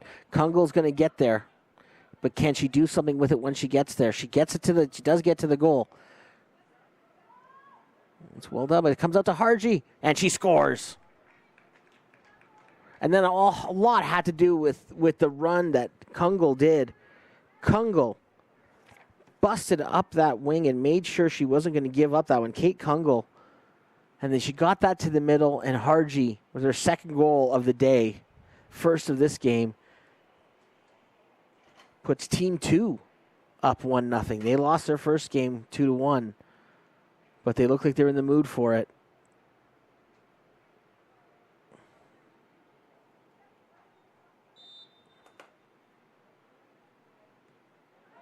But now for Team 4, Abigail Bunch makes her first appearance in this game, and she was a game changer for them in their win in Game 1, or their first game of the day. Scored one and set up another, if you can call putting a shot off the post that the rebound was put in as a setup.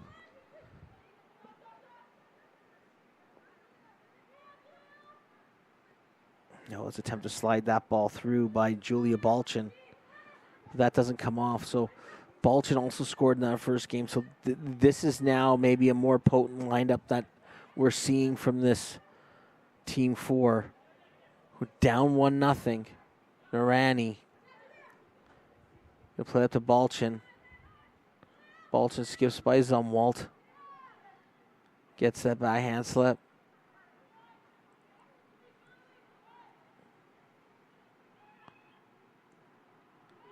Gopal tries to get that to the middle.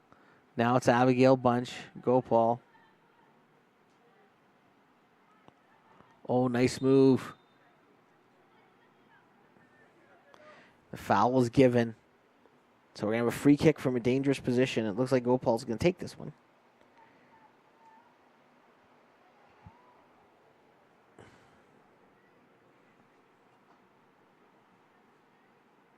What will she do here? I think she's got to go for goal, obviously. It's too close, unless you try some kind of trick set play. But these girls haven't played together enough for them to develop that. It's a chip. It's easy for the keeper. Right at her, didn't have to move.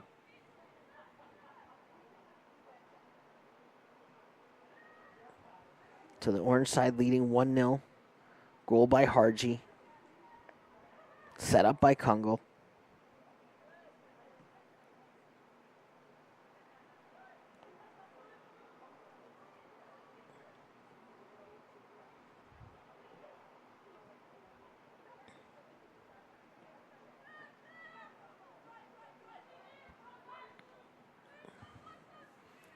Zumwalt gets that ball forward. Hopeful ball looking for the forward. Not going to get there.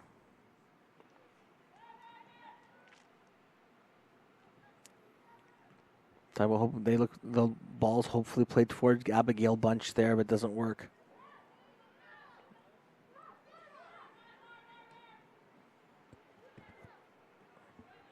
Gopal will turn it around again.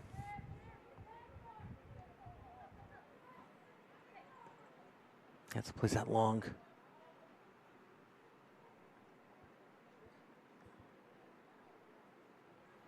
There's a Henny Lee, I think, who was chasing that down.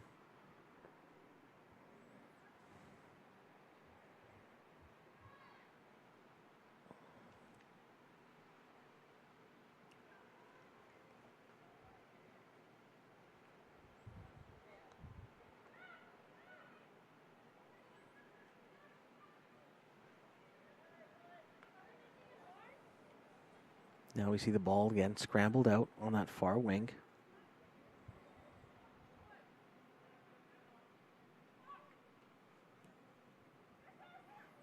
Narani.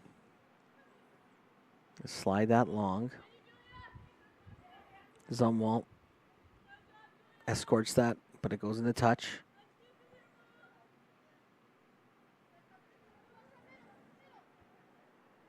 This will be a throw for Claire Catherwood. She looks for Balchin. Zumwalt just touches that out of danger.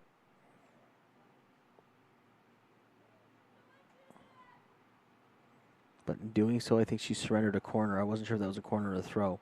No, it is going to be a throw, but I think Catherwood can make this day, but they go short.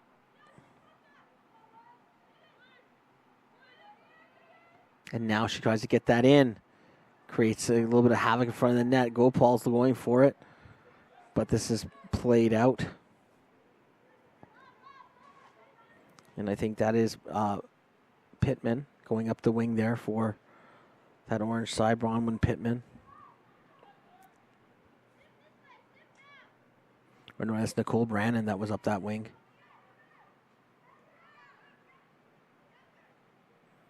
No, it's played to Harji. She's left alone. She's got a shot. And that just goes wide of Grace Hill's net.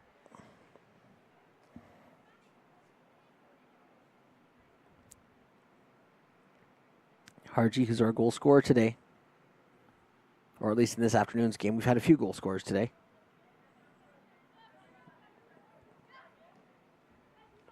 But 1-0.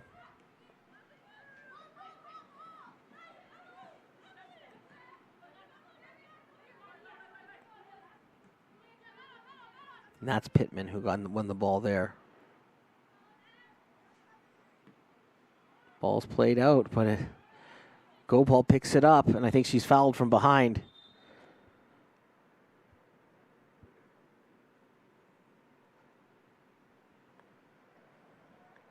She's fouled from behind there after a loose pass there.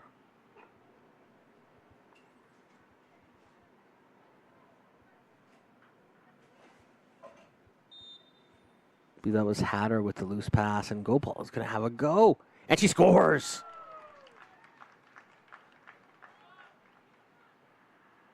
Or no, that's not.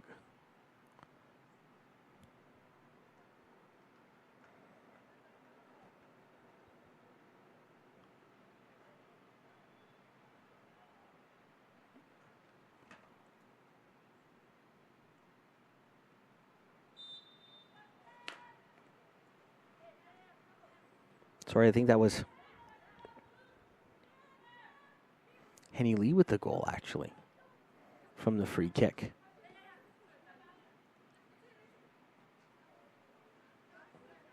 Nevertheless, it's 2-0. Sorry, 1-1. I'm sorry. 1-1. I have to learn to keep count here. 1-1. That was the equalizing goal as Cabot was beaten.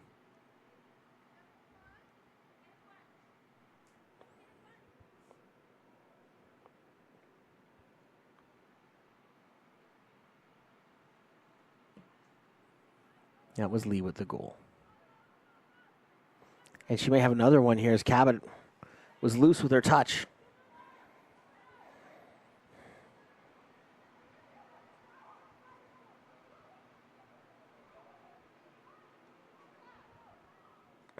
Ball's carried down that wing. That was Brannon. Sorry about that. Now it's Lee again. Scored. Long distance free kick.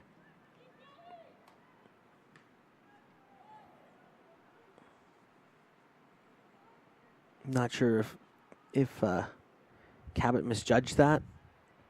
It looked like it wasn't too far from her.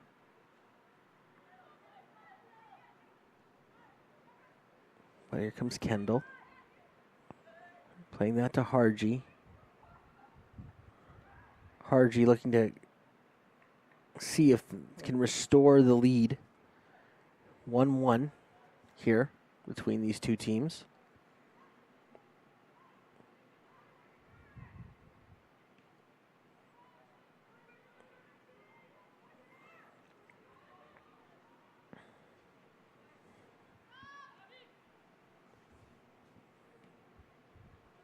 Ball's put into the mixer.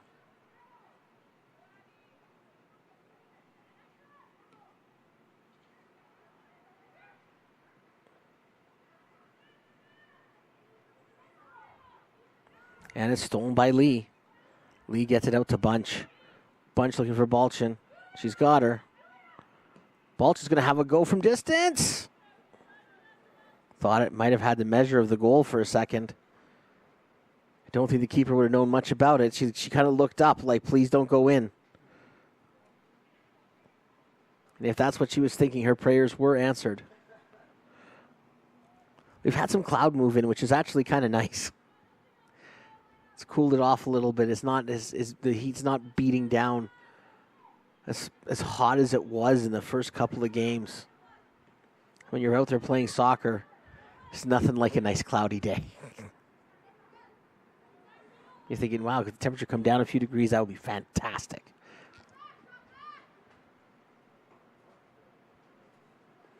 There is a reason in most places in Europe they play this game in the winter.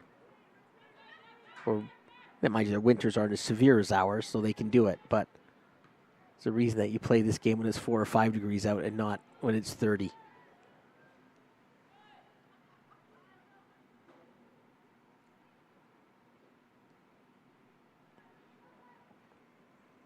They're on the far side. I think that is Hayden Midford playing that ball out, and that is Brannon.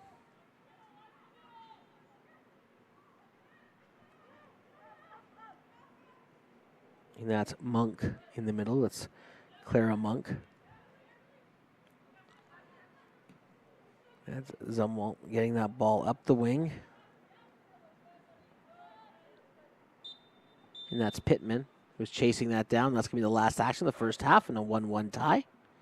We'll switch goalies coming up soon.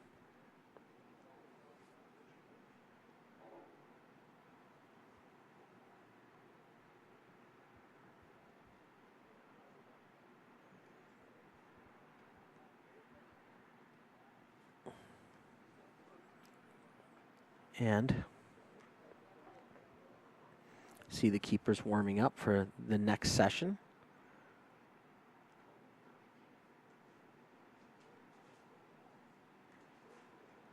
Second half will be Andy Marie Schlosser going in for the team in blue, and Ava Cunningham going in for the team in orange, team 2.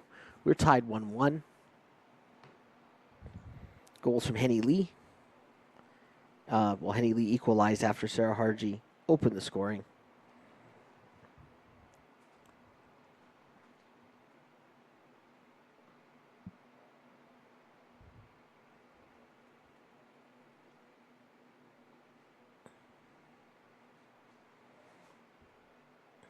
And now we wait as I mentioned, it has gotten just a little more temperate out there, if that's the right word. The sun was beating down early in the morning, and it was hot out there. Clouds have moved in. It doesn't look like it's going to be any kind of threatening weather or anything like that. Just some clouds have kind of covered up and made it a little more pleasant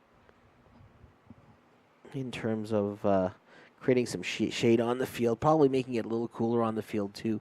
As I mentioned, those black pellets just love drinking up the sun.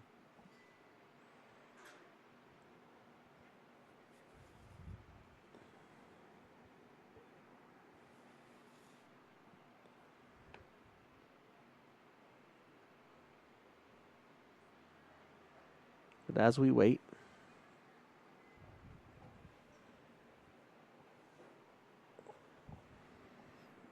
for the second half to begin, and again, as I mentioned, Andy Marie Schlosser going in goal for Team 4 in blue.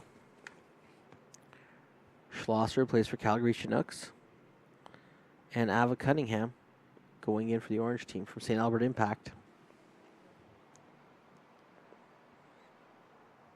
And we see the blue team, Team 4, getting ready first. They're already in the field. Schlosser's going to take her spot in goal.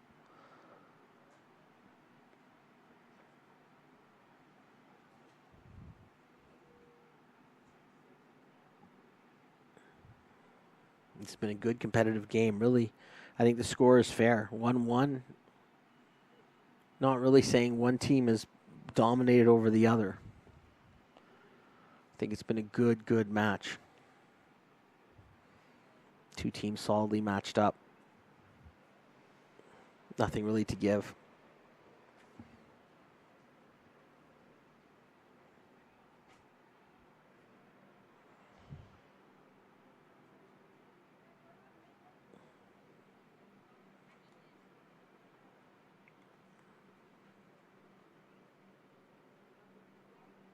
It'll be Team 4, the blue team, ready to kick this off.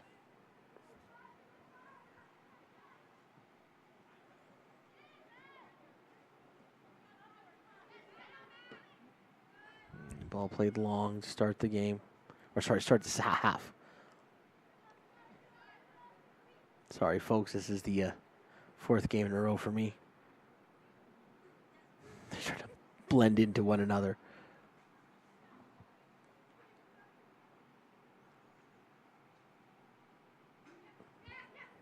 And here we have the throw coming in from Gabriella Miller. It's played long, but can't be controlled. There's Clara Monk, I think, trying to control that and having a hard time bringing that down.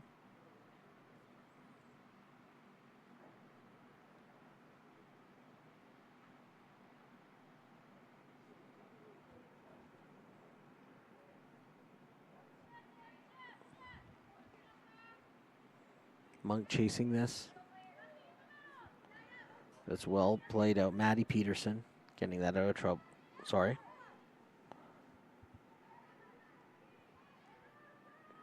Sorry, Sierra Knack getting it out of trouble.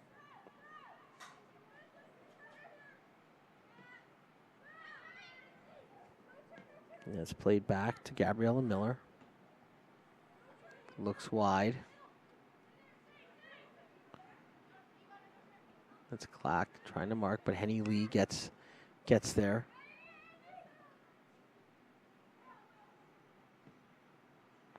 It's played up, but cut out. I think that was Pittman who cut that out. Yes, it was. Hand slip. Gets that ball up to the top. Looking for the attacker. Not going to get there. Pittman trying to step through a couple of players. Wins the throw in. Does well that way.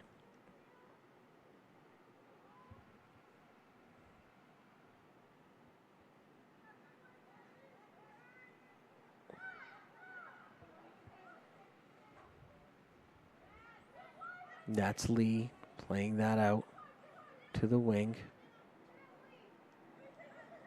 That was Andy Shimoda. She played that too. Long ball out. This will be gathered by the keeper. That's Cunningham.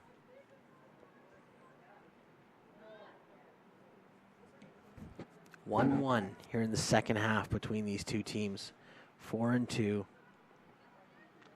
Harji chases it. Narani plays that back to her keeper, Schlosser. Schlosser decides to go long. Might not be the best of choices, but she gets away with it.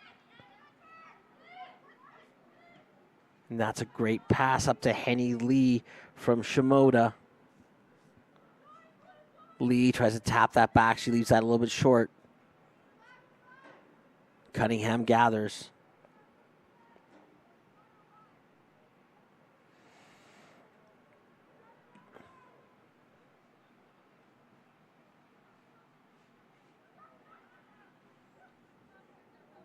There was headed out by Claire Catherwood.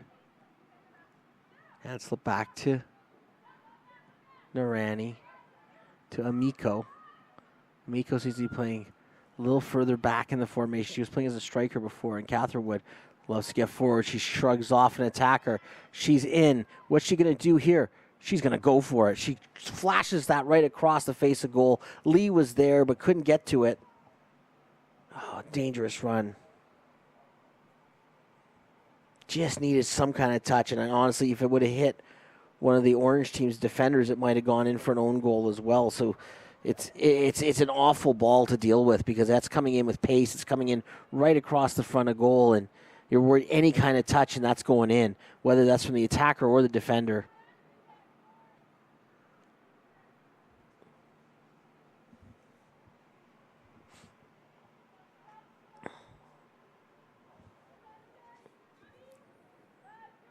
That was thrown in by Sierra Clack. Try to skip by here. It'll be a corner. The Clack to take. 1-1. Team 4, Team 2. Second half of the fourth and final game of the girls section of the BTB Canada. Sorry, the FTF Canada. I said it again. FTF Canada Showcase here in Edmonton. FTF Canada is bringing this program together of great young talent, showcasing their skills.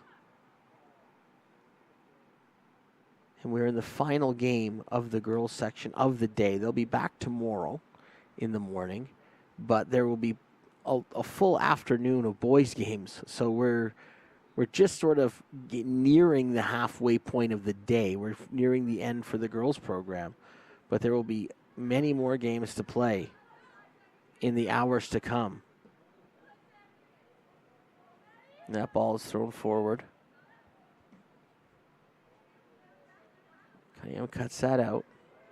Lee battling there.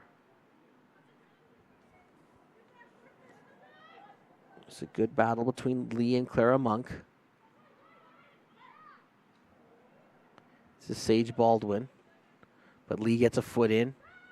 Disturbs that, and the ball goes long. That's a long chase, but it's going to be one. She's got a chance, but she can't beat the keeper. Cunningham comes out, does well. That was Maddie Peterson, her 182, who had that chance. Maddie Peterson had a glorious chance there to really make that count. She didn't get enough power on the shot. Cunningham was able to get over and dive on it. Just trying to place it perfectly in that corner. But in doing so,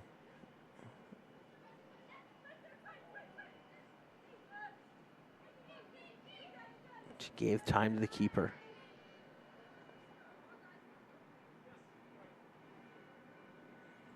Andy Shimoda was in the battle there. Henny Lee comes off.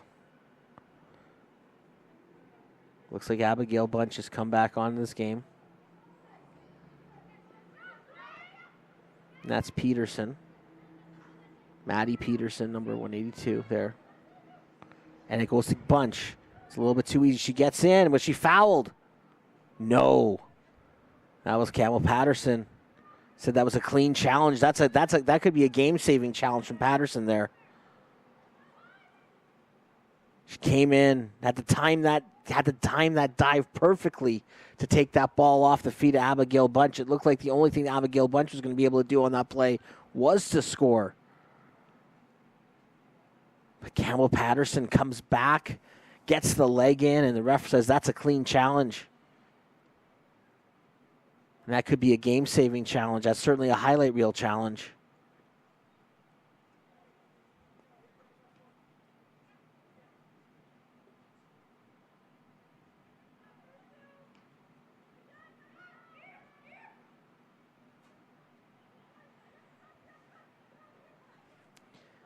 Ball comes back.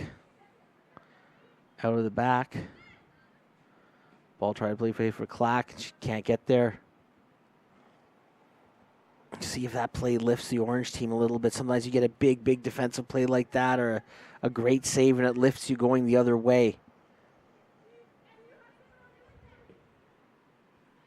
Can't say enough about the enormity of that challenge. Referee says play on. Everyone else, I think a lot of players stopped thinking that ball was out. Never stop, anyone. Don't stop until you hear a whistle. You're not the ones calling the game. See that a lot, though, in games where, especially younger players, something happens and they just all stop. They think, oh, the game needs to stop right now. Got to teach players to play the whistle. That's Clack with the ball. Narani goes wide as Danny Cow. And that's pushed wide by Pittman.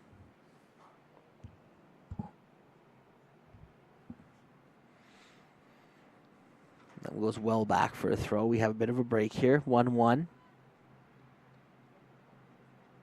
But Team 4 wearing blues had the better chances to take the lead. Maddie Peterson certainly had a great chance, and Abigail Bunch had I thought was going to be a goal taken right off her feet thanks to a A last-ditch tackle from Patterson on the orange side.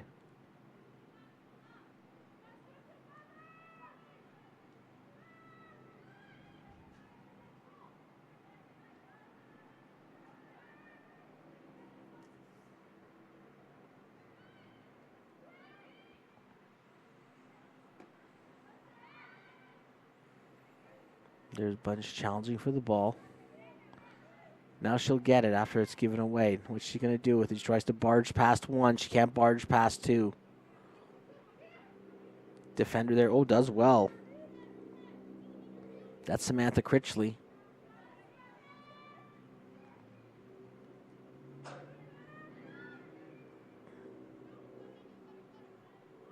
And Gabriella Miller will play that ball long.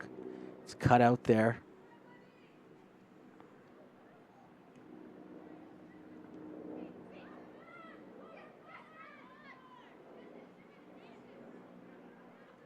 Now it's played back to Miller again, to Critchley. Going along.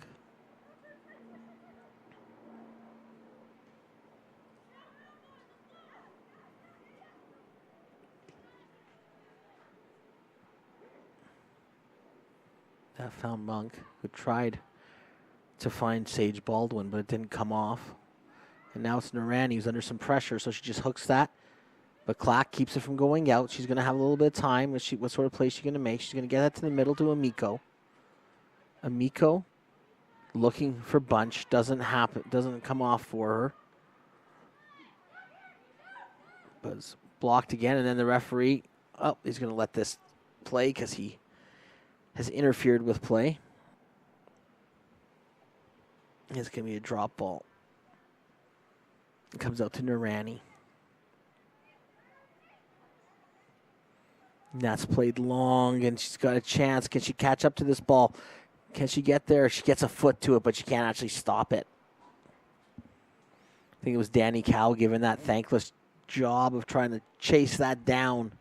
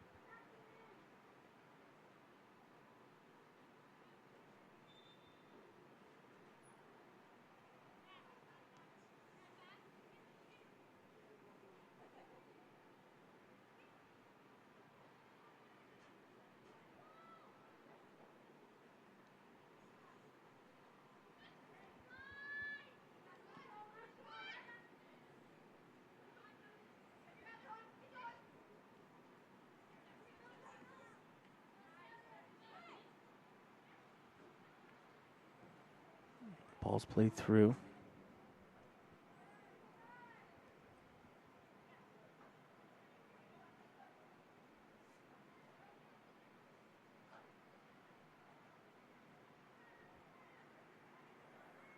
And challenge is coming in. But taking that down the wing is the blue team. I think that's Catherwood. She plays that to the front. And that's in. Catherwood sets that up. That looks like Balchin who finished that off. That'll be your second goal of the tournament so far, if we call it a tournament, the showcase. Definitely is that. Just snuck that into the corner, and it's 2-1 for Team 4. 2-1. Balchin set up, though, by Claire Catherwood's barging run up the wing. Just loves to come up from those defensive positions. She's really plays end to end. Full field. There's Monk. She's cut that one in. Can she bring the... She can get her team back? No. Kind of lost a little bit on that turf. Ball sped up on her, and I don't think she could quite get that under control. But yeah, very impressive showing from Catherwood.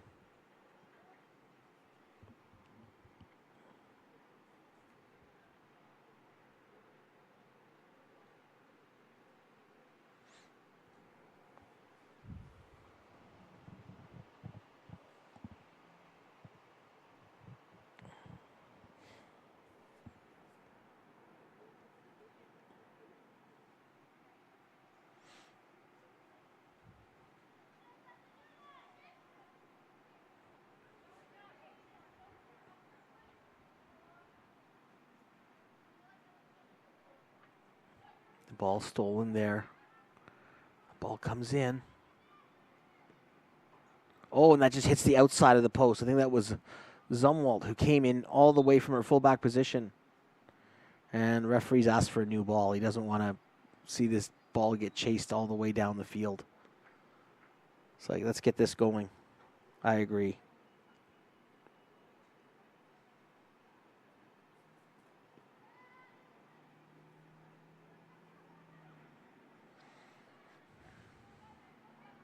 There's Catherwood again.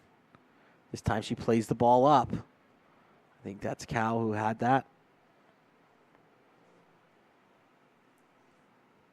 Team 4 with the throw. They're up 2-1. They gave up the first one, but since then, come back and taking control of this one.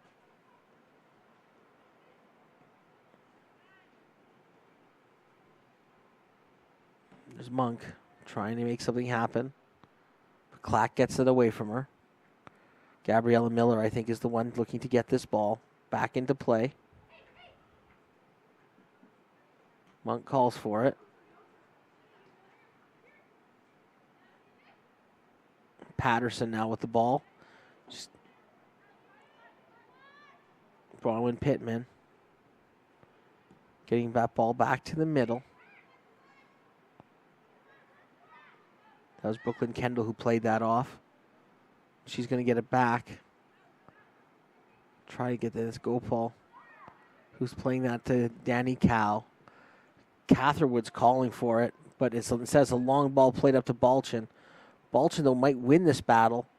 She's done enough, I think, to win a corner, though. Yes, she has. So we get into the later stage of this one, 2-1 for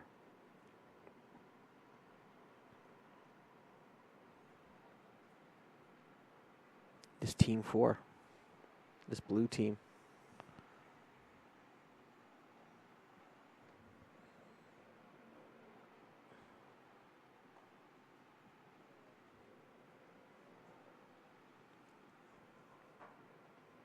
And Catherwood is going to be taking this corner. Puts that into the mixer. And that's knocked away by Pittman. Catherwood, though, keeps that in play. Go, Paul. Get that back to her. Go, Paul. Slides that into the box. Be careful there. Looks like the feet touching. And Balchin has kind of got through. Do well to take that away from her without fouling her.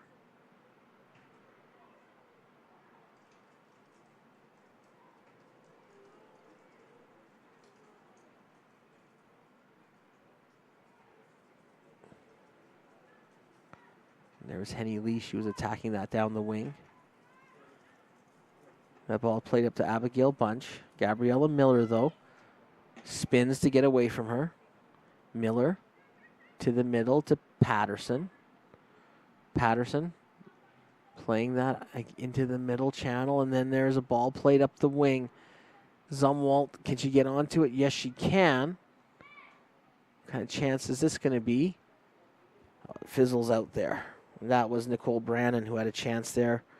Just couldn't quite get it off of her left foot. And as time ticks down, it is 2-1 for this blue side.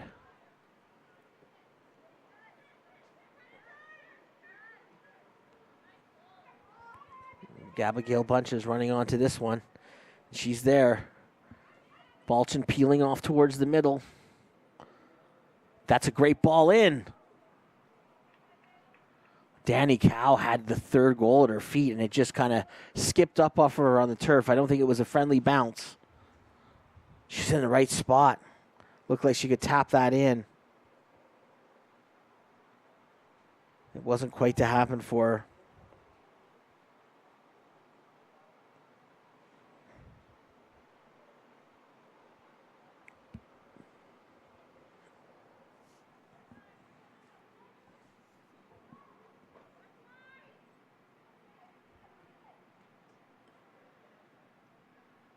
And it's Patterson.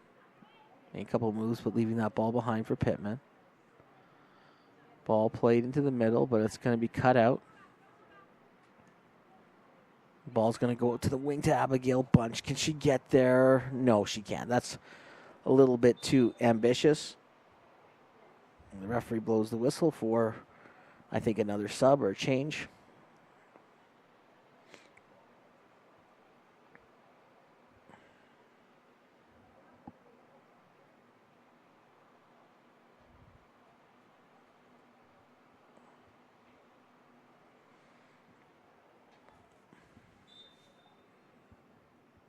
This one, Rowan Cameron is going to take this.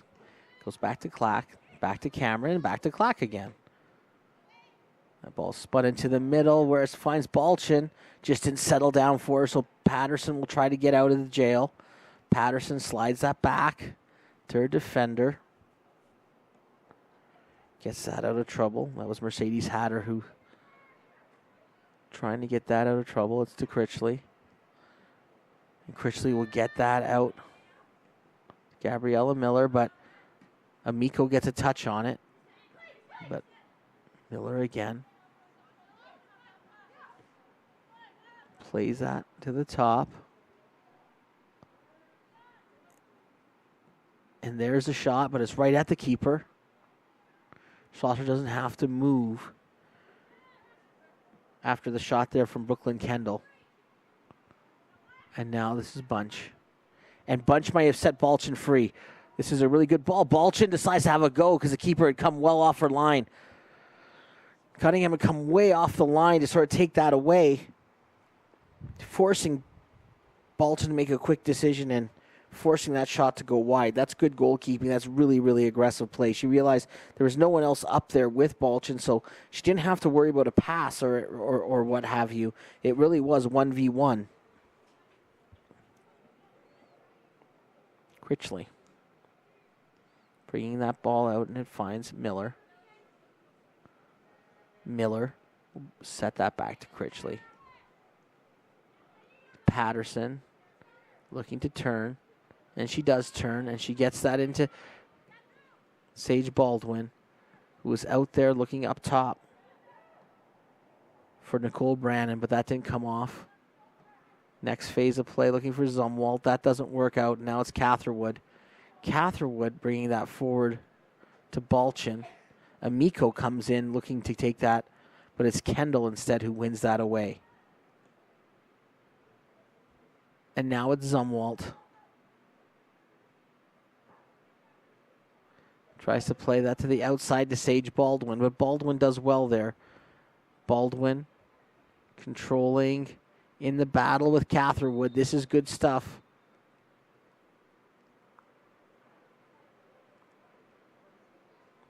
Foul is given, and Catherwood's going to get the free kick. 2-1, Team 4 in blue leads this game. Come back from 1-0 down, take the lead. Catherwood's free kick is blocked down pretty quickly. And Zumwalt tries to get that into the middle, and it's played out. That's Henny Lee. She's one of the goal scorers today on the free kick.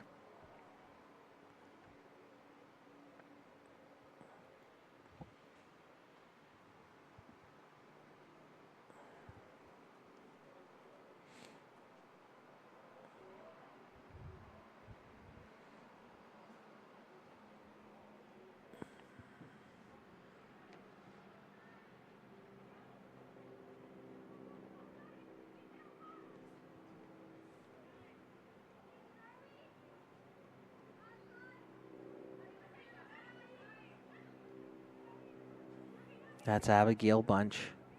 Sliding that ball forward. Bulgin. Trying to move. Shifting. Getting the shot in. But that's the last shot of the game. And it's a 2-1 victory for the team in blue. So we have two teams today. Teams 1 and Team 4 that finished the day undefeated. And two teams, obviously, that are winless. So this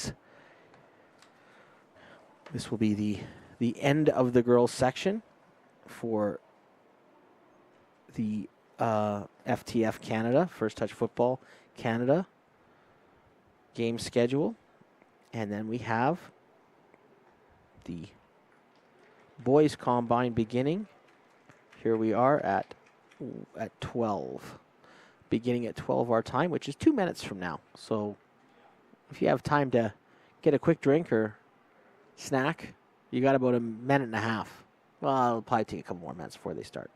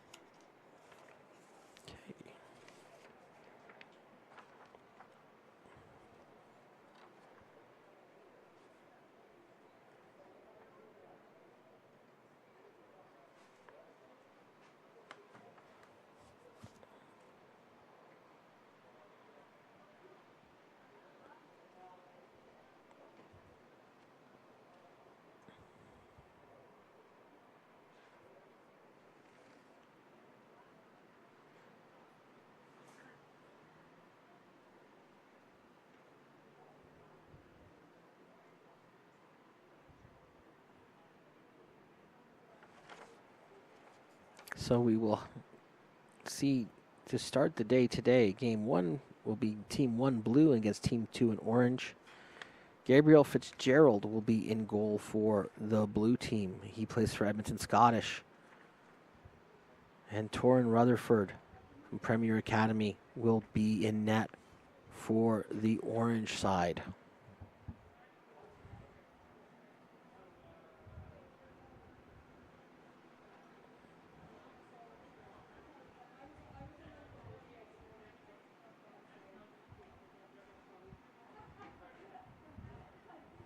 See the warm-ups beginning.